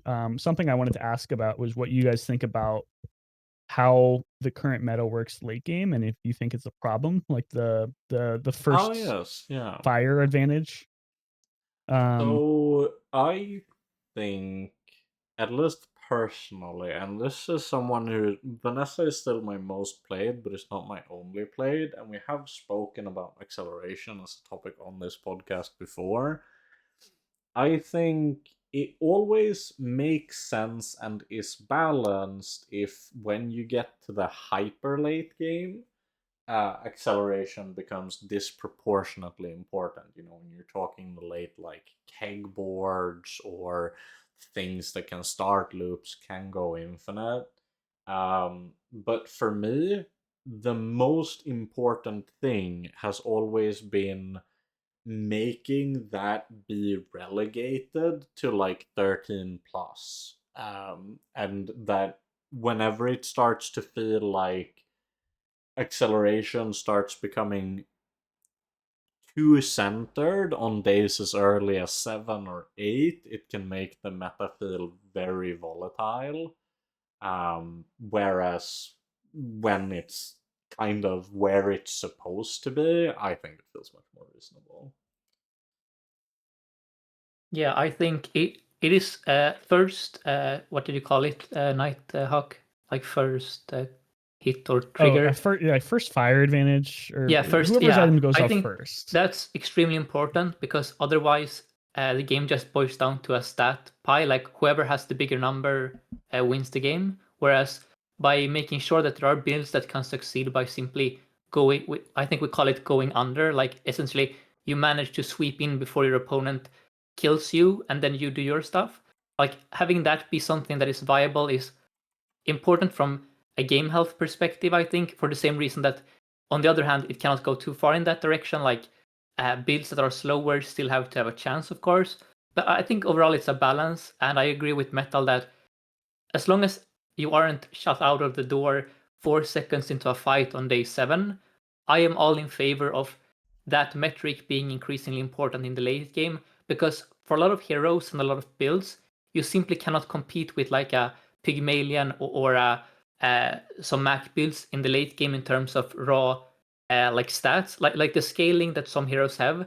Just you cannot on a numbers basis compete. So the way you can compete instead is by trying to get an edge from disruption or haste or slowing them and stuff like that. Or in the example of Vanessa, having a powder keg that scales with them. So yeah, that's like my long-winded answer. I think it's a thing that is valuable for the game, but it also has to be balanced around not coming up too early or suffocating the meta. It also That's can't my be answer. like the only thing that matters, because I think that's an important thing with some Vanessa builds, like Proboscis shot classes, for example, is a very fast build, but if it kills you prior to your first activation or not will depend on how fast you made your first activation and how much work I've put into ensuring I have enough flat damage and scaling on my proboscis to actually kill you within the given time frame.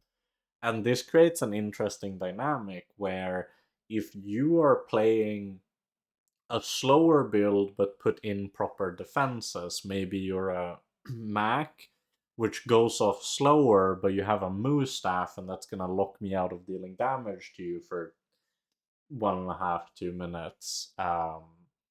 then in that case, you're going to end up in a scenario where,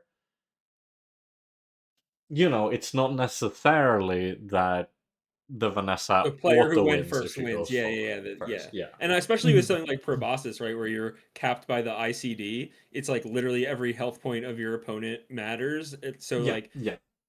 so it's like it depends. Like to me, that there's a big difference between like yeah, Proboscis build can start instantly, but it also doesn't really one shot you. It can only fire 5 times a second, and then whatever like at some point you stop scaling from having more slow triggers and can only scale from having a higher number on your Yeah. Proboscis, right? So there's kind of like and there's even a similar thing with like the card table eels thing, right? Where like they have this like form of scaling that's like capped. So I think that and so because those things are capped, they can be therefore defeated by like a big enough number. And so it's the same Yeah. thing with one shots, right? Like they can be any one shot could be, I mean, and obviously like you can't not any, but most one shots can be defeated by a big enough health number, right? So there is this balance between the speed and the health pools. And then also like there needs to be sufficient ways to interact with speed because like there's such a thing as going first, right? But then there's also like if I have diamond fort in play, then the fact that you went 1 second before me is probably a lot less significant, like as a percentage. So Mhm. so there's like fort lethargy, there's like icicle, like basically as long as there's sufficient counterplay to interact with builds that are honing in on acceleration as their advantage, then it like becomes like the slower builds can fight back effectively. So so I think that like and also like another thing you see that is a good example of this mechanic is like the at half health do X cards, like whether it's like Frozen Flame, Igloo, or like the skills that do stuff at half health, even stuff like Desperate Cleanse.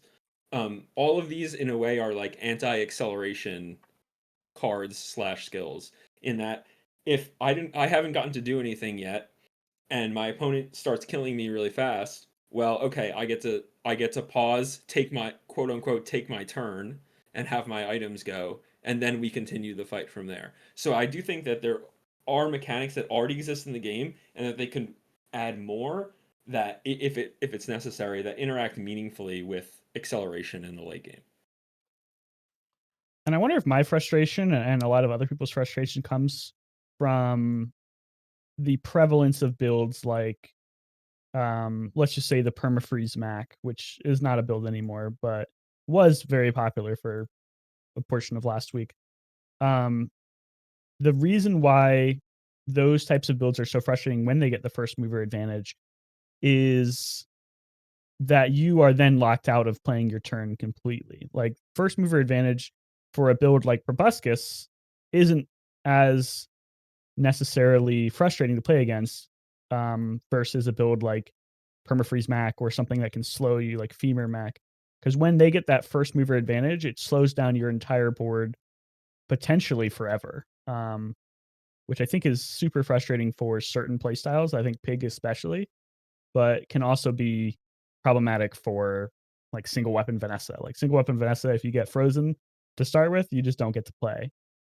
Um, and I think that's where the first mover advantage becomes like a Yeah, I little think Pig is a more little like frustrating. inherently countered by Mac in the lake. Like, oh, it's almost like they're just their general like Pig being a large item focused character, Mac being a crowd control focused character. There's kind of like a natural like, and because the previous situation before Mac, Pig was kind of unrivaled in the late game, right? And now it's much more like Pig is subject to the same kind of rock paper scissors constraints that the other characters are in for his late game builds. And instead, he's been given a lot more power in the early game with cards like Showcase and Lumbors being buffed and Robe being strong. So I think that the state of Pig when it was just three characters it was too far in the over the line of like Dulie and Vanessa are the early and mid game characters, and then Pig is the late game character, and no one can touch Pig in the late game. I think it was too far in that way, and I think that the existence of Mac I'm not sure if this was intentional, but it brings that more back into the situation where like there's more matchups, more kind of like answers for what Pig is doing in the later portions of the game, and then the compensation that Pig received is just he's not a turd early anymore. He's actually can win. So I Yeah, think I I think it was like to answer your rhetorical question of whether or not it was intentional. I almost think it was less intentional and more inevitable because it feels very clear that, at least the way I see it, they seem to want builds to be either weaker or stronger in certain parts of the game more so than characters to have that as like a central part of their identity, and that it feels like the perception of which characters are better earlier or later will more just depend on which type of build for them is the most common. But I've always said that, like, one of the big reasons why I think Dually is suddenly so damn fun to play is because it feels like with stuff like Hydraulic Press and Dinos, they give him way more late game than he had just last season. And it was the same thing for me with Pig last season as compared to the season prior to that, where the fact that he does have this engaging and kind of interesting and dynamic early game made that character way more fun to play. So I feel a little bit like that. all right. You want to go to board of the week? Is it Yeah. time We finally? did we did also actually we have confirmation. Why is Cog a relic? It's because it's meant to be poking fun at the fact that for Dooley's level of technology, having just a big cog is basically an ancient relic. So that's the flavorism for it. Very That cool. makes sense, honestly. Yeah. But yes, we did have a board of the week. I need to bring it up. It is this one. It's You Pretty guys got to Good get a Cook theme song for board of the by week. Nighthawk. Yeah. Um, That's actually we actually should. That yeah, like yeah, unironically, like the drum actually a roll. great idea. Um, but yes, you were doing some 3D printer cooking here. We have a clip playing on screen for audio only listeners. That's why you might be lacking some context for the next few seconds, but we will let the guest of honor kind of walk us through it now that the clip has played out. What exactly was this board? So one of my favorite things that I've been doing recently with the new pack is abusing the item Crude Tools. Crude Tools is, if you're not familiar, it's a small item that says if you have exactly one tech item, reduces cooldown by 1 second. Immediately when I saw that item get revealed, I'm like, okay, I'm going to do absurd things with this, with either 3D printer or other ways of duplicating it. I didn't realize how easy and consistent it was going to be. I've played about probably 20 plus builds with Crude Tools, just like using that cooldown reduction to do absurd things. So with this build, the second I got the runic sword, I got it from the expedition from one of the rewards. I'm like, okay, I'm gonna make this item work in Dually, and it's gonna be hilarious. So basically, we use the engine of the Crude Tools to get the core down to a 1 second cooldown, because with the 3D printer, once the 3D printer transforms, your only tech item will be the core. So then you have a 1 second core with a bunch of items that charge the core. So it makes a pretty easy infinite engine. And then outside of those, I guess it's like 6 item slots, you can basically fit whatever you want in. So for this build, I chose just a runic sword and hopefully had enough crit to make it go off, and it did. It's a lot of fun, but you can actually play this shell of a build with almost anything. One of my favorite ones to do is nitrogen hammer, and then coolant and beetle or whatever other freeze item you want to run. Like a beta ray actually fits in this build, which is probably the only time anyone's ever used beta ray in the last 6 months since it got nerfed. But super fun. Crude Tools is probably one of the funnest items of the new Dually pack. Just having like all these cool interactions with single tech builds. and a lot of different ways to dupe it. Because if you get like the small tool nodes, you can get a dupe. 3D printer is obviously a good dupe. Even hologram projector can be a dupe. So keep an eye out for crude tools. It's a ton of fun, and it makes engine builds, which I think have kind of been relegated to kind of meme builds. I think it kind of makes them competitively viable if you think the Bazaar has a competitive space. Do you think they're also a Enjoyable. reference to the Gary Larson comic, or were you the one? I Were think you the so. one? I You think think so? every time Okay. somebody comes in my stream and sees the crude tools, they're like, "Oh, cow tools." I even had a Yeah, friend I who think you're doesn't right. play the Bazaar. He's like, "Oh, cow tools. Look at that."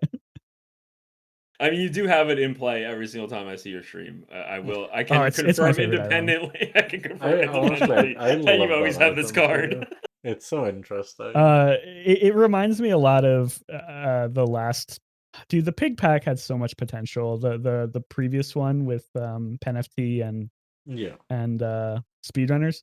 Speedrunners had about 3 or 4 days in the meta before it got absolutely gutted, and I'm so sad. That was my favorite item by far. You could do so many fun things with speedrunners, I and That now was the best it's Dulie almost item unplayable. ever that isn't part of Dulie. No, I wouldn't be. I honestly would not be too shocked if, like, down the line, we end up seeing some balance changes to let speedrunner kind of come back into the meta. Because I think it was like sort of a problem when the issue wasn't how strong it was when it was strong, which was, I think, during a patch where Pig was also very dominant in the early mid game Hmm. parts of the game. So having this like super consistent combo to just put in almost any Pig build seemed a little bit much at the time. But now that there's way more competition in the space, we got Dulie back on it, and there are more disruptive builds that could potentially engage with the speedrunner on that avenue. Like, I wouldn't be too surprised. It feels like it could be allowed to be given some room to breathe, to put it that way. To be I fair, sure hope so. I love fun very items like that. the name is very accurate from a flavor standpoint because it did speedrun on Earth, so Yeah, that's true. there is that.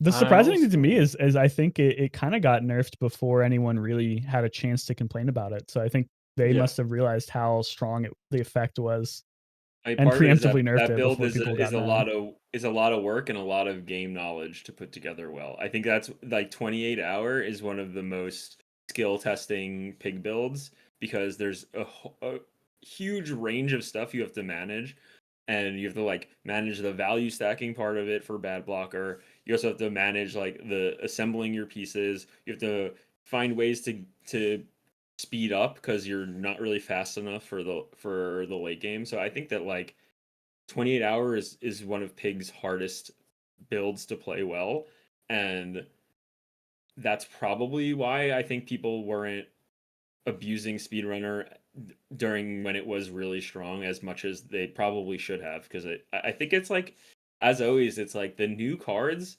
when they're complex, it really takes some time to get around the to for the player base to really get their heads around it enough so that you actually start seeing it pop up a lot on the ladder. Yeah, for sure. Especially when the flavor of the month for that particular period was hogwash and lemonade stand. It was very tough Yeah. to Yeah, which is so far away from, it's like the opposite part of Pig's kit. It's like diametrically opposed to where Speedrunner is, and if you know, mapped all his items on a map or whatever, they'd be on opposite sides of the planet. I think it's also one of those things where, and I do have that map. You can find it on my YouTube channel.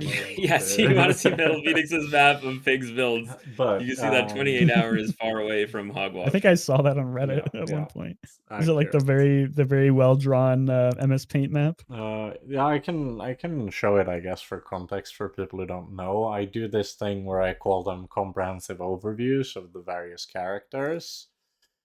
And my latest one was Pig, and then, as I've mentioned on last podcast too, the next one is likely to be Dulie. But it's on the screen now. This is the overview. Oh, that's not what. Okay, that's not what I thought it Where was. we do have, let me see if I open I have a little pen so I can draw on it as well.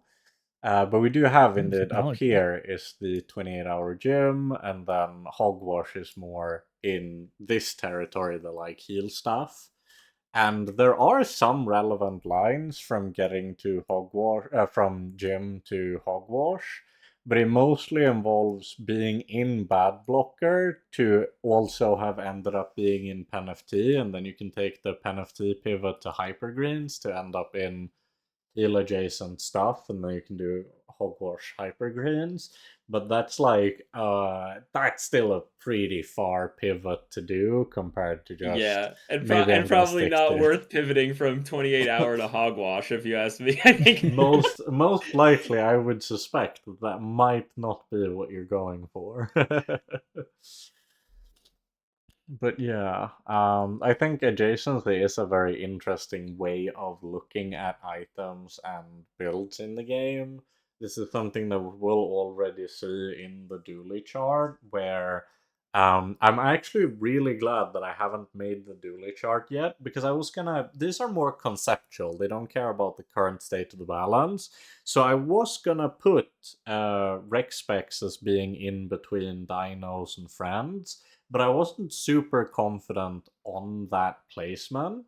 And now they've really leaned in hard to that direction of clearly signaling Rex doesn't need you to play dinos. He can also be a new real alternative engine for friend builds. And I do think that overlap uh, of the fact that a lot of the dinos are friends in addition to that, it makes it a lot more interesting to play Dually as well. Yeah, I think Dually by far has like the most potential to cook this patch. Just build like really fun out of left field builds and experiment with stuff. Yeah, I'd also do think, right, I remembered what I was gonna say. I was gonna say in Beta Ray's defense, I do also think that that item can pull a lot of weight in um, kinetic cannon builds. I've been saying Oh, interesting. I Yeah. know Trinet a lot of the time, like whenever he goes kinetic cannon, he'll just jam isochloric, beta ray, and coolant on like every version of the build with the core. And it looks terrifying. Like at Diamond now, and I think that's the big thing about it is that Beta Ray kind of comes in at the point of the game where you're approaching 13 or 16, and it goes from one item at 1 second to just flat, two items size unrestricted for 1 second. It's actually one of the best freeze items in the game again, but I like it a lot more than isochloric, but I like it a lot less than coolant. So if I had to it's because choose between coolant all is three, like it's going to be coolant. also one of the best freeze items in the game Yeah. because it's like the yeah, same Coolant's really thing but strong. with Coolant's an really good. additional target. Coolant But is I think ridiculous. it's one of those, right, where like they have such good synergy when you pair them up too, because it becomes one of those things where freezing three targets or freezing five targets is a pretty meaningful difference in terms of locking people out for long enough that your build does its thing. And I kind of do like that we're seeing. I always think, with the exception of primarily when Bugs was popular, I think historically Dually has had the most interesting implementations of freeze builds, because a lot of the time it's really been this. It's the reason why I consider the core to be his late game core, is because for so much of the game, Coolant has been so much stronger than people typically give it credit for. And that's the interesting thing too. Is we saw every core except for the core and companion core, get a cooldown nerf. And when I saw those nerfs, I thought, oh no, they just forgot to nerf the core. It's going to get hit by a nerf, and I'm going to be sad because it's my favorite item. But it hasn't happened yet, and it might not happen in the future. I guess we'll see. Which is very surprising to me because I think the core is like by far the most flexible and has the highest highs of any core. Like it's not as oppressive as crit core and with the railgun, but it's really strong. It enables a lot of different cool builds. I think maybe it's like part of it could be the fact that, for one, I do think it's reasonable to have it be stronger with upgrades because its upgrades don't inherently offer tempo, they more offer you like future potential. So even when it is at a lower cooldown, it to me is the weakest core at the point where that's the most relevant, and then much later in the game you have so many ways of solving your core CD right that it's almost as if when it's supposed to be strong is when the 1 second lower cooldown really kicks in. Mhm. But I do love that dynamic, right? Of are you picking with the new core system? Are you picking the core for now, or are you picking the core for later? Like, do you want to, especially primal core versus the core? I think is the clearest dynamic there, or crit core versus the core on railgun. But yeah, It really goes to show that there's so many different ways to look at Dulie. He is just an exciting character. yeah, for sure. But I think that's like pretty good point to wrap it up. And I think we can move on to our socials. As per usual, let's start off with the guest, Nighthawk. Where can people find more of you? Yeah, if you want to watch my stream, like I said, we stream fairly regularly around I'll just say like past 11 o'clock p.m. Pacific time, or sorry, EST, that's Eastern Standard Time. So around midnight on twitch.tv/Nighthawk 20,000. That is 2 with 5 zeros, I think. I haven't counted them in a long time, but something around there. And if you just want to join my Discord, you can join that. We have a lot of different people who love to talk about the Bazaar, and there's a lot of different nerds who like talking about how to optimally play certain builds. And if you like Pig, you'll probably like the Discord because there's a lot of Pig players in there.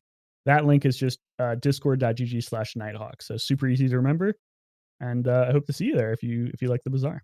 Very fancy. And as per always, I will make sure that the links are available in the description as well. And Sixten, heroically, he held out most of the podcast in spite of his sore throat. But it's given up. It's done. It's over.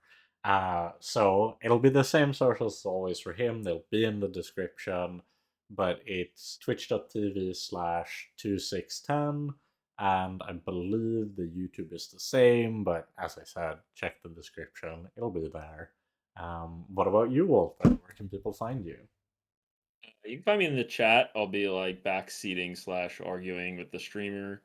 Usually, I'm active at around the time the end of Nighthawk stream. That's usually when I'm around. So if you want to see me, go to Night. Say hi to me. You can go to Nighthawk stream. I'll try to be there in the morning when I wake up. There you go. And finally, as per usual, I'm mostly recovered from my own sickness. I still have some congestion, but energy levels are feeling good, so I'm hoping to get some streams in. I'll also have some vacation time over summer that I'm also hoping to get some more streaming in than I have been. Kind of been AWOL as the plague took me out, but that's twitch.tv/MetallFenix with 2 L's and an F, same name as you see on the screen. YouTube, similar. I've been teasing it a little bit, but I'm still working through the Dulie guide in my head.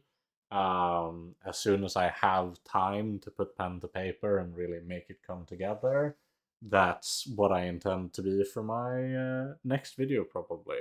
So you can go subscribe there too. I have a Discord as well. links in the description, the usual stuff.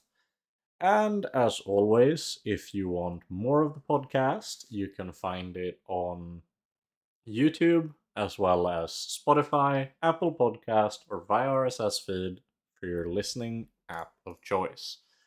This has been a Bazaar podcast.